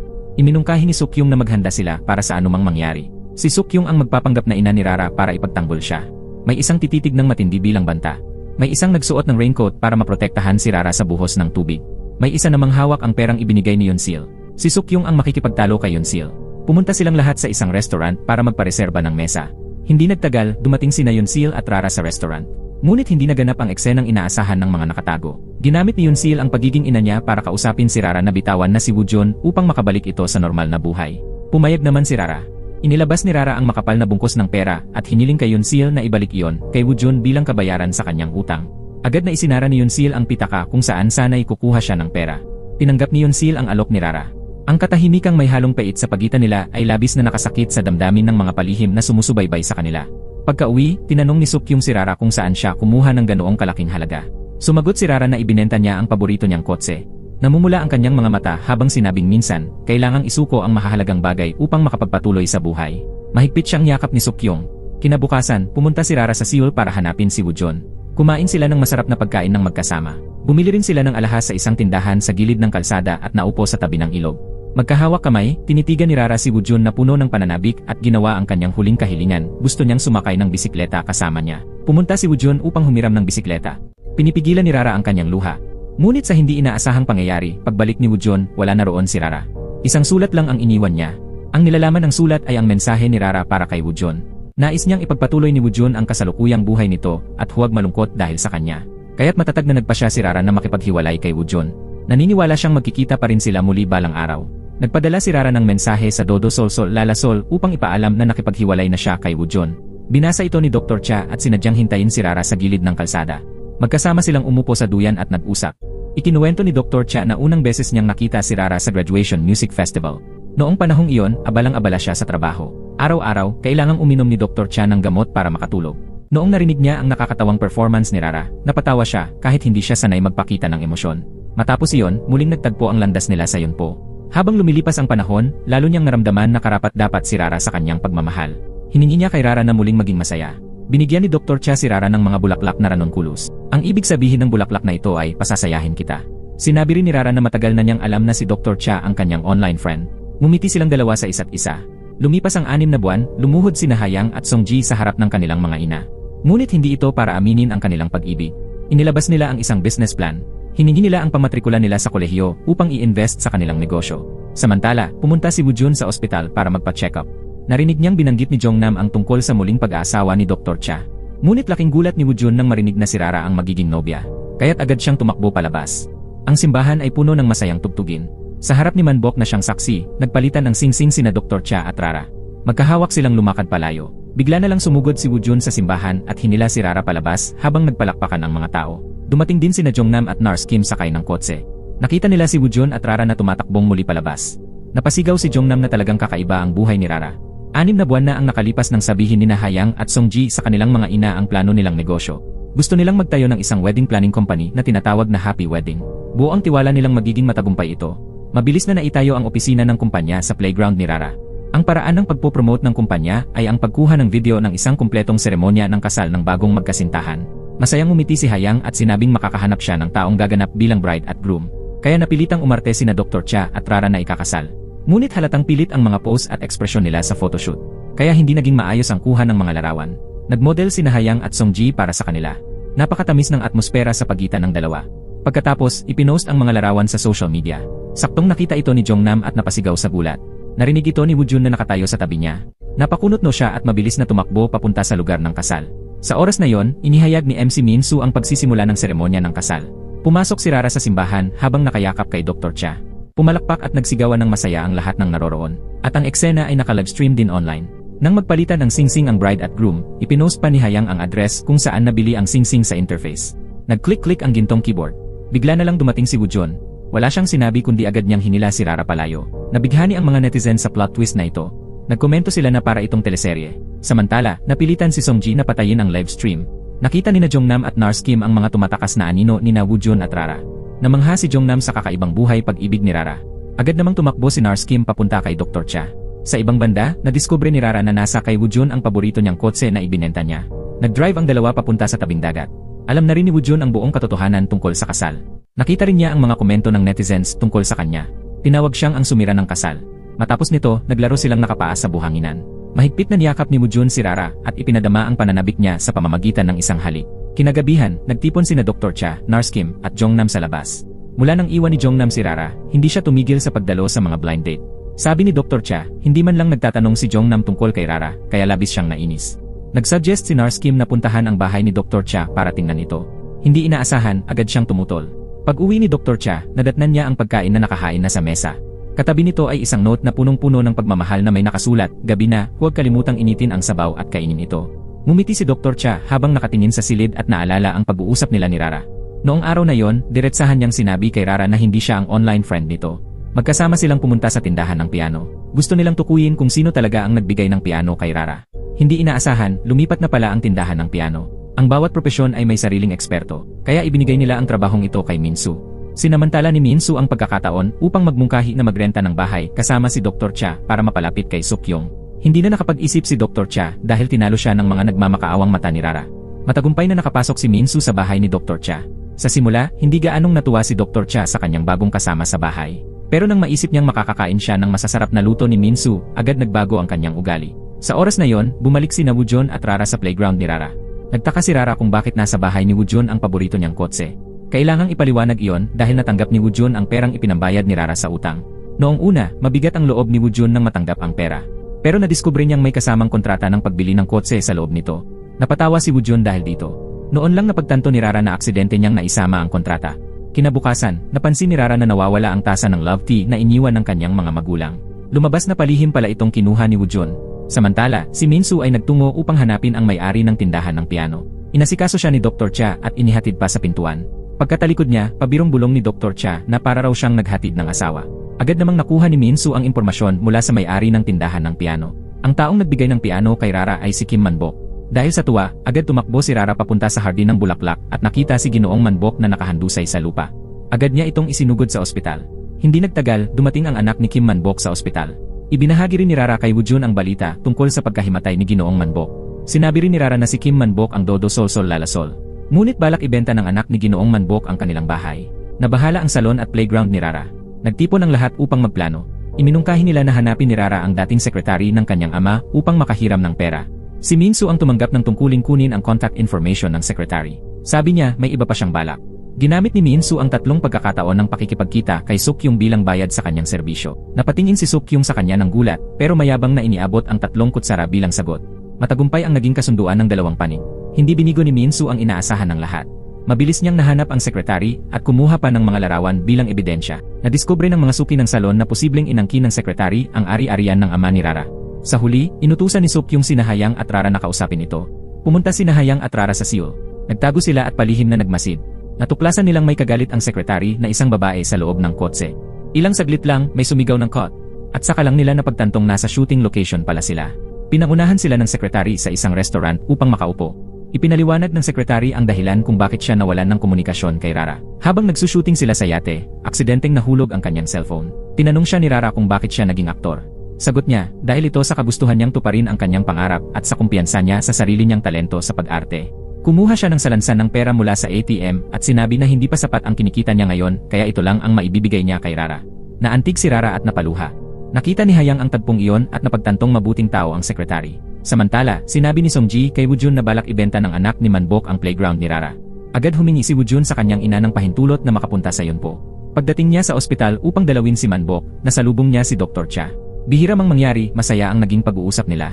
Sinabi ni Woojun kay Dr. Cha na huwag ipaalam kay Rara ang tungkol sa kanya dahil nagkasundo sila na huwag muna magkalapit bago ang pagsusulit. Kinabukasan, nalaman ni Hayang at Songji na maraming netizen ang nanood ng video ng peking kasal. May ilan pang ang nagtanong kung kailan talaga ang kasal. Sa sobrang tuwa, nagyakapan ang dalawa. Agad din nilang ibinalita ito kay Rara. Kasabay nito, masayang inanunsyo ni Sukyung na bibilhin ni Dr. Cha ang bahay ni Manbok. Labis ang naging kasiyahan ng lahat. Sa oras na ito, pumipili si Woojun ng singsing sa isang tindahan ng alahas nang bigla siyang tinawag ng isang magandang babae na nagngangalang Jung Gayong. Sa kabila ng pagiging palakaibigan ni Gayong, malamig si Woojun. Noong nasa eskwelahan pa sila, mahilig gumawa ng kung ano-anong pakulo si Jung Gayong para makuha ang atensyon ng matalik na kaibigan ni Woojun na yumauna. Minsan ay nagnanakaw siya ng inumin o nakikipaglaro ng tennis, simple lang pero pansin. Gusto rin niyang mag-aral ng matematika sa Massachusetts o Stanford kasama ang kaibigan ni Woojun. Sa pagkakataong iyon, tinanong niya si Woojun kung bakit hindi siya tumupad sa pangakong mag-abroad para mag-aral at kung bakit pinili niyang makasama ang isang ordinaryong babae. Halatang napanood na niya ang video ng peking kasal. Dahil sa sunod-sunod na tanong, nawalan ng pasensya si Woojun. Pero sinabi ni Gayong na ang gusto niya talaga ay si Woojun, hindi ang kaibigan nito. Ginawa lang daw niya ang mga bagay na yon para mapansin siya ni Woojun. Sa playground ni Rara, sinabi ni Rara kay Songji na may lihim itong pagtingin kay Hayang. Agad namang naibuga ni Songji ang iniinom niyang juice. Samantala, may reklamo si Sukyung mula sa isang customer. Sinisisi ng babaeng customer ang palpak niyang date sa kanyang hairstyle at humihingi ng refund. Maayos na kinausap ni Sukyung ang customer. Pero hindi na matiis ni Hayang na lagi na lang nababastos ang kanyang ina. Ginamit niya ang sarili niyang pera para paalisin ang customer. Tinuruan siya ni Sukyung na hindi madaling kumita ng pera. Kung hindi siya marunong lumunok ng pride, paano niya napalaki si Hayang ng ganoon? Labis ang pagsisisi ni Hayang at galit na lumabas ng pinto. Sa oras na yon, dumating si Minsu upang hanapin si Sukyung. Nakita niya ang mukha ni Sukyung na puno ng luha. Kaya iminungkahi ni Minsu na gamitin ang isa sa mga karapatan nilang kumain ng magkasama. Kumuha siya ng kutsilyo at ginupit ang pritong itlog sa hugis puso. Nang makita ito ni Sukyung, napangiti siya at naging mas masaya. Napag-usapan nilang dalawa si Dr. Cha. Sabi ni Minsu, wala siyang panlaban sa masasarap na pagkain. Isang beses, napansin niyang kaunti na lang ang natirang pagkain na niluto niya. Hindi niya naiwasang humanga sa malaking sikmura ni Dr. Cha. Samantala, napansin ni Dr. Cha na nawawala ang kanyang kahon ng gamot. Hinala niyang naiwan niya ito sa kotse ng kanyang dating asawa noong huli silang nagkita. Agad siyang tumawag kay Nurse Kim at hiniling na hanapin ito. Maya-maya lang, natagpuan ni Nurse Kim ang kahon ng gamot sa loob ng kotse. Nagulat siya sa laman nitong gamot. Agad siyang tumawag kay Jongnam upang ipasuri ang mga sangkap ng gamot. Naalala naman ni Jongnam ang isa sa mga naging pag-uusap nila ni Dr. Cha. Doon niya pinaghinalaang may malubhang sakit si Dr. Cha. Kinagabihan, natagpuan ni Songji si Hayang na tumakas mula sa bahay. Binigyan niya ito ng isang supot ng beer. Sinabi ni Songji kay Hayang na iuwi iyon para maibsan ang sakit ng damdamin ng kanyang ina. Sa bahay, naghahanap si Sukyung ng prenatal music. Ikinuwento niya kay Rara ang nakaraan. Noong buntis pa siya, si Hayang ay 20 taong gulang pa lamang. Dahil iniwan siya ng kanyang asawa, mag-isa siyang pumasok noon sa isang tindahan ng musika. Dahil sa musika, nagkaroon si Sukyung ng lakas ng loob na harapin ang pagiging isang single mom. Nalungkot lang siya saglit pero agad siyang tumayo para ipagluto si Hayang ng paborito nitong pagkain. Tinawagan ni Rara si Hayang at sinabing naghahanda si Sukyung ng masarap na hapunan. Nang marinig iyon, agad umuwi si Hayang. Sa hapagkainan, sabay-sabay silang nakinig ng musika at masayang kumain. Kinabukasan, natapos ni Woojun ang kanyang pagsusulit at nagmadaling pumunta sa date nila ni Rara. Pero habang papaalis siya, hinarang siya ni Jung Gayong. Dahil nakaharang sa kalsada ang kotse ni Gayong, napilitang sumakay si Woojun sa sasakyan nito. Inalok siya ng kape na siya rin ang naghanda at nawala ng malay si Woojun. Habang naghihintay naman si Rara sa restaurant, nanatili siyang kalmado at tapat na umaasa kay Woojun. Sa yun po, habang nililinis ni Hayang ang kwarto ni Rara, natagpuan niya ang kahon ng mga kahilingan nila ni Songji. 10 taon na ang nakalipas mula nang isulat nila ang kanilang mga hiling at inilagay sa kahon. Nangako silang bibigyan ng regalo ang sinumang makakatupad sa mga yon. Ngayon, bigla na lang binasag ni Hayang ang kahon. Natuklasan niyang ang kanyang hiling ay makapangasawa ng isang kaibigang kaklase noong elementarya. Ang hiling naman ni Songji ay mahalin si Hayang. Pagsapit ng gabi, biglang tumawag si Songji kay Hayang. Sinabi nitong pumunta siya sa hair salon upang gupitan siya ng buhok. Bagamat litong-lito si Hayang, pumunta pa rin siya sa takdang oras. Nadiskubre niyang puno ng makukulay na lobo at mga palamuting sinulid ang silid. May nakasulat pa na I love you. Nagsimula nang mag-play ang isang video na ginawa ni Songji. Ipinakita rito ang maliliit na sandali ng pagsasama nila ni Hayang. Naantig si Hayang sa sinseridad niya. Hinipan niya ang kandila sa cake. Ang kilos na ito ay nangangahulugan na opisyal na silang nagmamahalan. Pagkatapos, banayad niyang hinalikan sa pisngi si Songji. Sabi ni Hayang, ito raw ang regalo niya kay Songji bilang pagtupad sa hiling nito. Samantala, hindi na makapaghintay si Rara kay Woojun. Kaya nagpunta siya sa harap ng bahay nito upang alamin ang sitwasyon. Nakita niyang inihatid ni Junggayong si Woojun at tila paalis na ito. Napansin ni Junggayong ang presensya ni Rara. Kaya agad niya itong nilait. Pagkatapos, inutusan niya si Rara na makipaghiwalay kay Woojun. Pinilit ni Rara na pigilan ang inis at sinabing hindi niya susundin ang gusto ni Junggayong. Kinabukasan, sinuri ni Jongnam ang mga sangkap ng gamot na iniinom ni Dr. Cha. Sabi ni Jongnam, ang gamot ay mga bitamina lang pala. Napaluha si Narskim sa tuwa at ginhawa. Sa sobrang emosyon, hindi niya napigilan ang kanyang mga luha. Bigla nilang nakita si Woojun na pumasok sa opisina ng direktor. Naalala ni Jongnam na anak pala ng direktor si Woojun. Sumakit ang ulo ni Jongnam sa inis dahil magkasintahan sina Woojun at Rara. Iminungkahi ni Narskim na sabihin na lang ni Jongnam ang katotohanan sa ina ni Woojun. Samantala, nabalitaan ni Hayang at Songji na tila may ibang babae si Woojun. Gusto nilang makasigurado sa balitang ito. Kaya nagpunta sila kay Minsu. Gumamit sila ng paraan para mapasang-ayon si Minsu na libre niya itong imbestigahan. Hindi nagtagal, sinundan ni Minsu at ng kanyang tropa si Woojun. Napansin ni Junggayong ang dalawang matangkad na lalaking nakatago sa likod ng billboard. Kaya nahuli si Minsu sa akto ni Woojun. Akala ni Woojun na ipinadala siya ng ina para imbestigahan siya. Samantala, hindi mapakali si Rara. Sa payo ni Dr. Cha, handa na sanang pakinggan ni Rara ang paliwanag ni Woojun bago magdesisyon. Sa ibang lugar, palihim na kinunan ni Minsu ng litrato sina Woojun at Junggayong. Inihagis niya ang bunton ng mga larawan sa harap ni Hayang at Songji. Nagalit si Hayang at gustong personal na tanungin si Woojun kung bakit siya ng babae. Pero humiti si Minsu nang may pagkatuso at sinabing wala raw pag-ibig na walang hanggan. Sa hindi inaasahang pagkakataon, narinig ni Rara ang pag-uusap ng lahat. Nakita niyang naglalakad ang kanyang kasintahan kasama ang ibang babae. Lubhang nasaktan ang damdamin ni Rara. Bigla siyang tinawagan ni Woojun at inanyayahan siyang magkita sa isang restaurant. Pinilit ni Rara na umiti habang nakaupo sa tapat ni Woojun. Ngunit nadurog ang mga inaasahan ni Rara nang iminungkahi ni Woojun na maghiwalay na sila. Labis ang sakit na naramdaman ni Rara at napaiyak siya, ngunit hindi na niya nagawang pigilan ang kanyang kasintahan. Lumabas si Woojun ng restaurant. Tumayo siya sa labas ng bintana at matagal na tinitigan si Rara na umiiyak. Sa huli, tuluyan pa ring umalis si Woojun. Kinabukasan, bumuhos ang malakas na ulan. Nakakita si Yunsil kay Woojun na nanatili lamang sa silid. Samantala, si Rara ay nakaupo sa harap ng piano at inalala ang magagandang sandali kasama si Woojun. Di nagtagal, tuluyan nang bumagsak ang kanyang mga luha. Bigla siyang nakatanggap ng tawag mula sa ibang bansa. Napag-alaman niyang ang tumawag ay si Teacher Misok sa musika. Naramdaman ni Rara na parang nakahanap siya ng pahingahan para sa kanyang damdamin, kaya siya ay napaiyak. Nang malaman ni Rara na malapit nang bumalik ang guro sa Korea, sinadya niyang alamin ang schedule ng biyahe upang masundo ito. Sa araw ng pagdating ni Misok sa Korea, aksidenteng nakita ni Rara si Woojun sa paliparan. Kasama niya si Junggayong na naglalakad sa tabi niya. Ang mas nakakagalit pa, nagkunwaring hindi nakita ni Woojun si Rara. Tahimik siyang dumaan sa tabi nito na parang walang nangyari. Lumipad si Woojun papuntang ibang bansa kasama si Junggayong. Gulat na gulat si Rara at naibulong ang pangalan ni Woojun. Sa harap ng gate ng international flight, hindi man lang nagpaalam si Woojun kay Junggayong. Lumalabas na ang ginawa niyang pagpapakita ng pagiging malapit kay Junggayong at ang pagbaliwala kay Rara ay isang palabas lamang. Tila may gusto pa siyang sabihin. Sa kabilang bahagi ng paliparan, sinalubong na ni Rara ang kanyang guro sa musika. Masayang yakap ni Rara si Misok. Mula sa malayo, tahimik na pinanood ni Woojun si Rara. Di nagtagal, dinala ni Rara si Misok sa Rara's playground. Alam din ni Misok ang mga pinagdaanan ni Rara, ang pagkamatay ng ama, pagkakaospital ng kanyang tagapagligtas, at ang hiwalayan nila ng kasintahan. Hinimok siya ni Misok na ilabas ang kanyang kalungkutan sa pamamagitan ng pagtugtog ng piano. Isang malungkot na himig ang lumabas mula sa mga daliri ni Rara. Naramdaman ni Misok ang kanyang sakit at niyakap siya. Pagkatapos, sa gitna ng masiglang pagsalubong ng lahat, tinapos ni Sokyung ang hairstyle ni Misok bilang pagbati sa pagdating nito sa Yunpo. Kinagabihan, inilahad ni Rara ang kanyang mga pagdududa kay Misok. Nagtanong siya kung ituturo pa rin ba siya ng guro kahit isa lang siyang ordinaryong estudyante at wala na ang suporta ng kanyang ama. Maingat na sinagot ni Misok na iba si Rara. Ang kanyang musika ay may kakayahang magbigay ng lakas sa iba. Noong taong nalugi ang negosyo ng asawa ni Misok, nawalan siya ng pag-asa. Pero ang pagtugtog ni Rara sa piano ang muling nagbalik ng kanyang ngiti.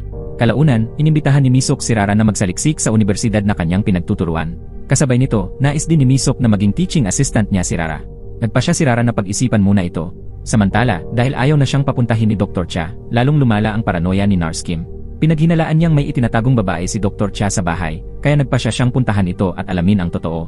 Hindi inaasahan, ang nagbukas ng pinto ay isang maskuladong lalaki na nakasuot ng pulang apron. Magalang na inabot ni Minsu ang prutas.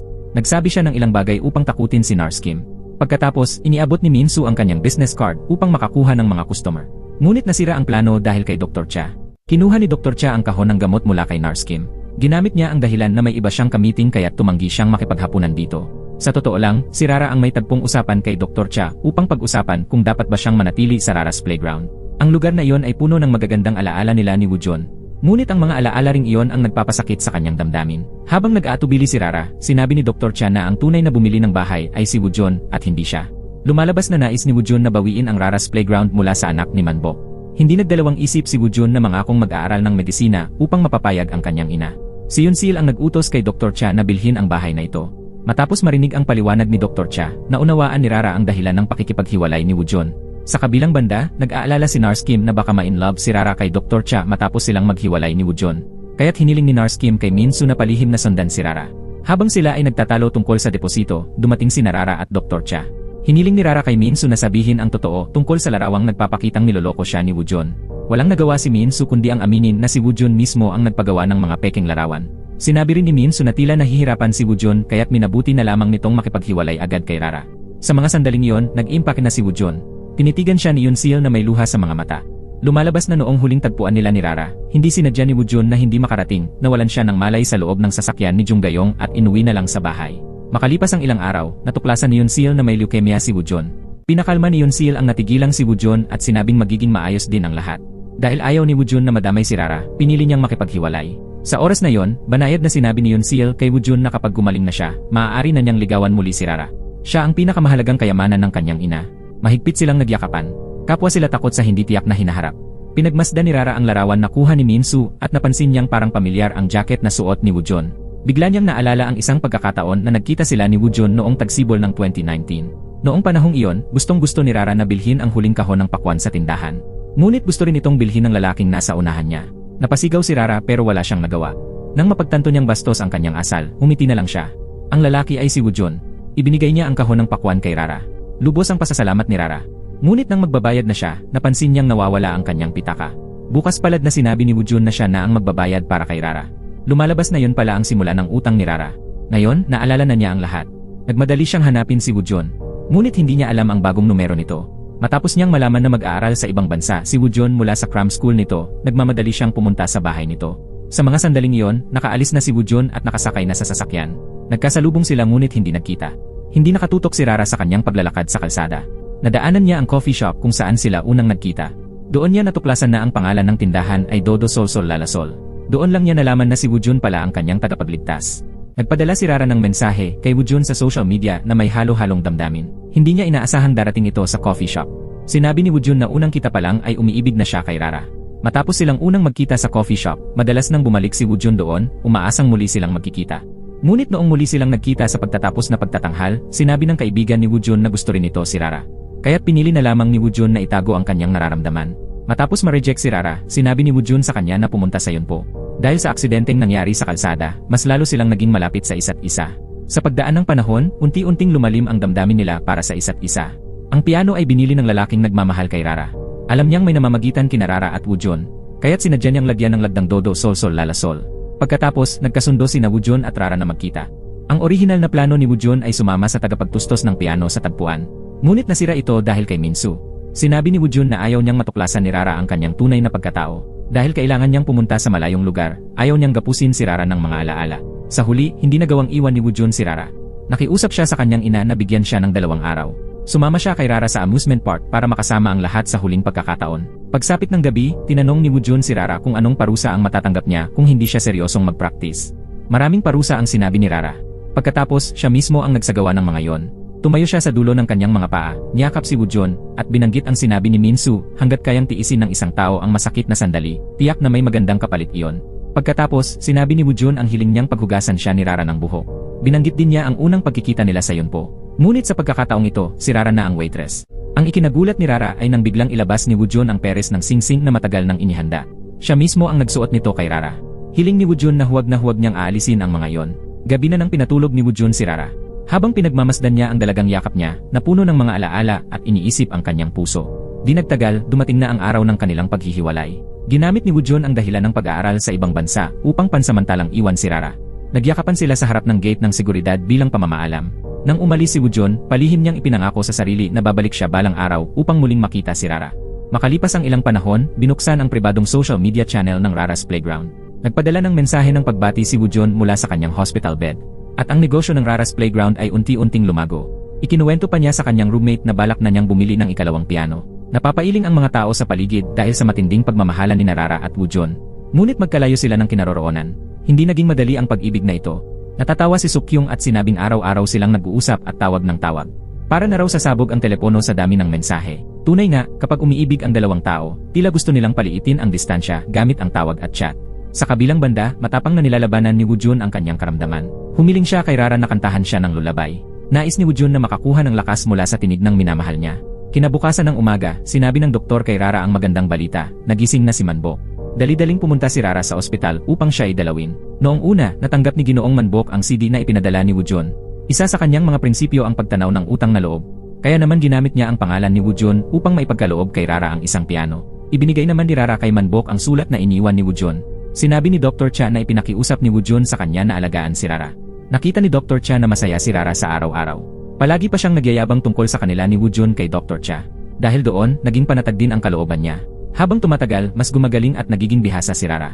Isang araw, pag-uwi ni Suk-kyung at Hayang, nadatnan nila si Rara na gumagawa ng kimbap. Bigla nilang naalala si Woo-jun. Agad namang ikinuwento ni Rara ang matamis nilang love story ni Woo-jun. Sa hindi inaasahan, nabanggit ni Rara na may nobyo rin si Hayang. Mabilis na tinakpan ni Hayang ang bibig ni Rara. Agad niyang iniiba ang usapan upang hindi makahalata ang kanyang ina. Pagkatapos ay nagplano ang tatlo. Gusto nilang gamitin ang nalalapit na Christmas concert upang ipagtapat ni Rara ang kanyang proposal kay Woo-jun. Hindi nagtagal, sinimulan na ni Rara ang pagre-record ng video na nagtuturo kay Woo-jun kung paano tumugtog ng piano. Tumugtog siya ng 12 rhythm bases sa kantang Avis DJ Maman. Plano nilang tumugtog ng magkasama sa konsyerto. Humiling si Rara kina Jaemin at Dr. Cha na tumulong sa paghahanda ng listahan ng mga awit para sa konsyerto. Dumating na rin ang Pasko na sabik na inaabangan ng lahat. Nagsidatingan na sa bahay ang mga kaibigan ni Rara. Sa isang mainit na silid na puno ng halimuyak ng pagkain at diwa ng Pasko, sabik na naghihintay ang lahat sa pagdating ni Woo-jun. Umuulan ng nyebe sa buong kalangitan, ngunit wala pa rin siya. Nag-text si Woo-jun kay Rara at sinabing naantala ang kanyang flight dahil sa snowstorm. Hiniling ni Woo-jun kay Rara na buksan ang video na inihanda niya. Ang video na iyon ang magsisilbing kapalit ng kanilang pagtatanghal ni Rara. Kaya't napilitan si Rara na i-anunsyo ang pagsisimula ng konsyerto. Nagsimulang tumugtog si Dr. Cha. Kumalat ang kanyang karisma sa paligid at nahulog ang loob ni Nars Kim. Nang matapos ang piyesa, tumayo pa si Nars Kim upang purihin siya. Sumunod namang tumugtog ang batang henyo na si Jaemin. Ang bilis ng kanyang kamay at galing sa pagtugtog ay ikinamangha ng lahat. Puno ng pagmamalaki ang kanyang ama. Ang huling piyesa ay pinatugtog ni Rara at Woo-jun sa pamamagitan ng video. Habang umaalingaw-ngaw ang masiglang tugtugin sa silid, unti-unting bumalik sa alaala ni Rara ang matatamis nilang sandali. Nang matapos ang pagtatanghal, alam na ni Manbok ang katotohanan kaya't napaluha siya ng labis. Akala ng mga tao sa paligid ay naantig lang siya sa wagas na pagmamahalan ni Rara at Woo-jun. Ngunit matagal nang alam ni Manbok na may leukemia si Woo-jun, batay sa liham na ipinadala nito. Ayon sa kahilingan ni Woo-jun, hindi niya ito sinabi kay Rara. Pagkatapos ng konsyerto, bumalik si Rara sa muling inayos na Rara's Playground. Ikinuwento niya kay Mimi ang pananabik na hatid ni Woo-jun. Hindi inaasahan, dumating si Yeon-sil. Kita sa kanyang mukha ang labis na lungkot. Nagsalita siya ng mga salitang walang linaw.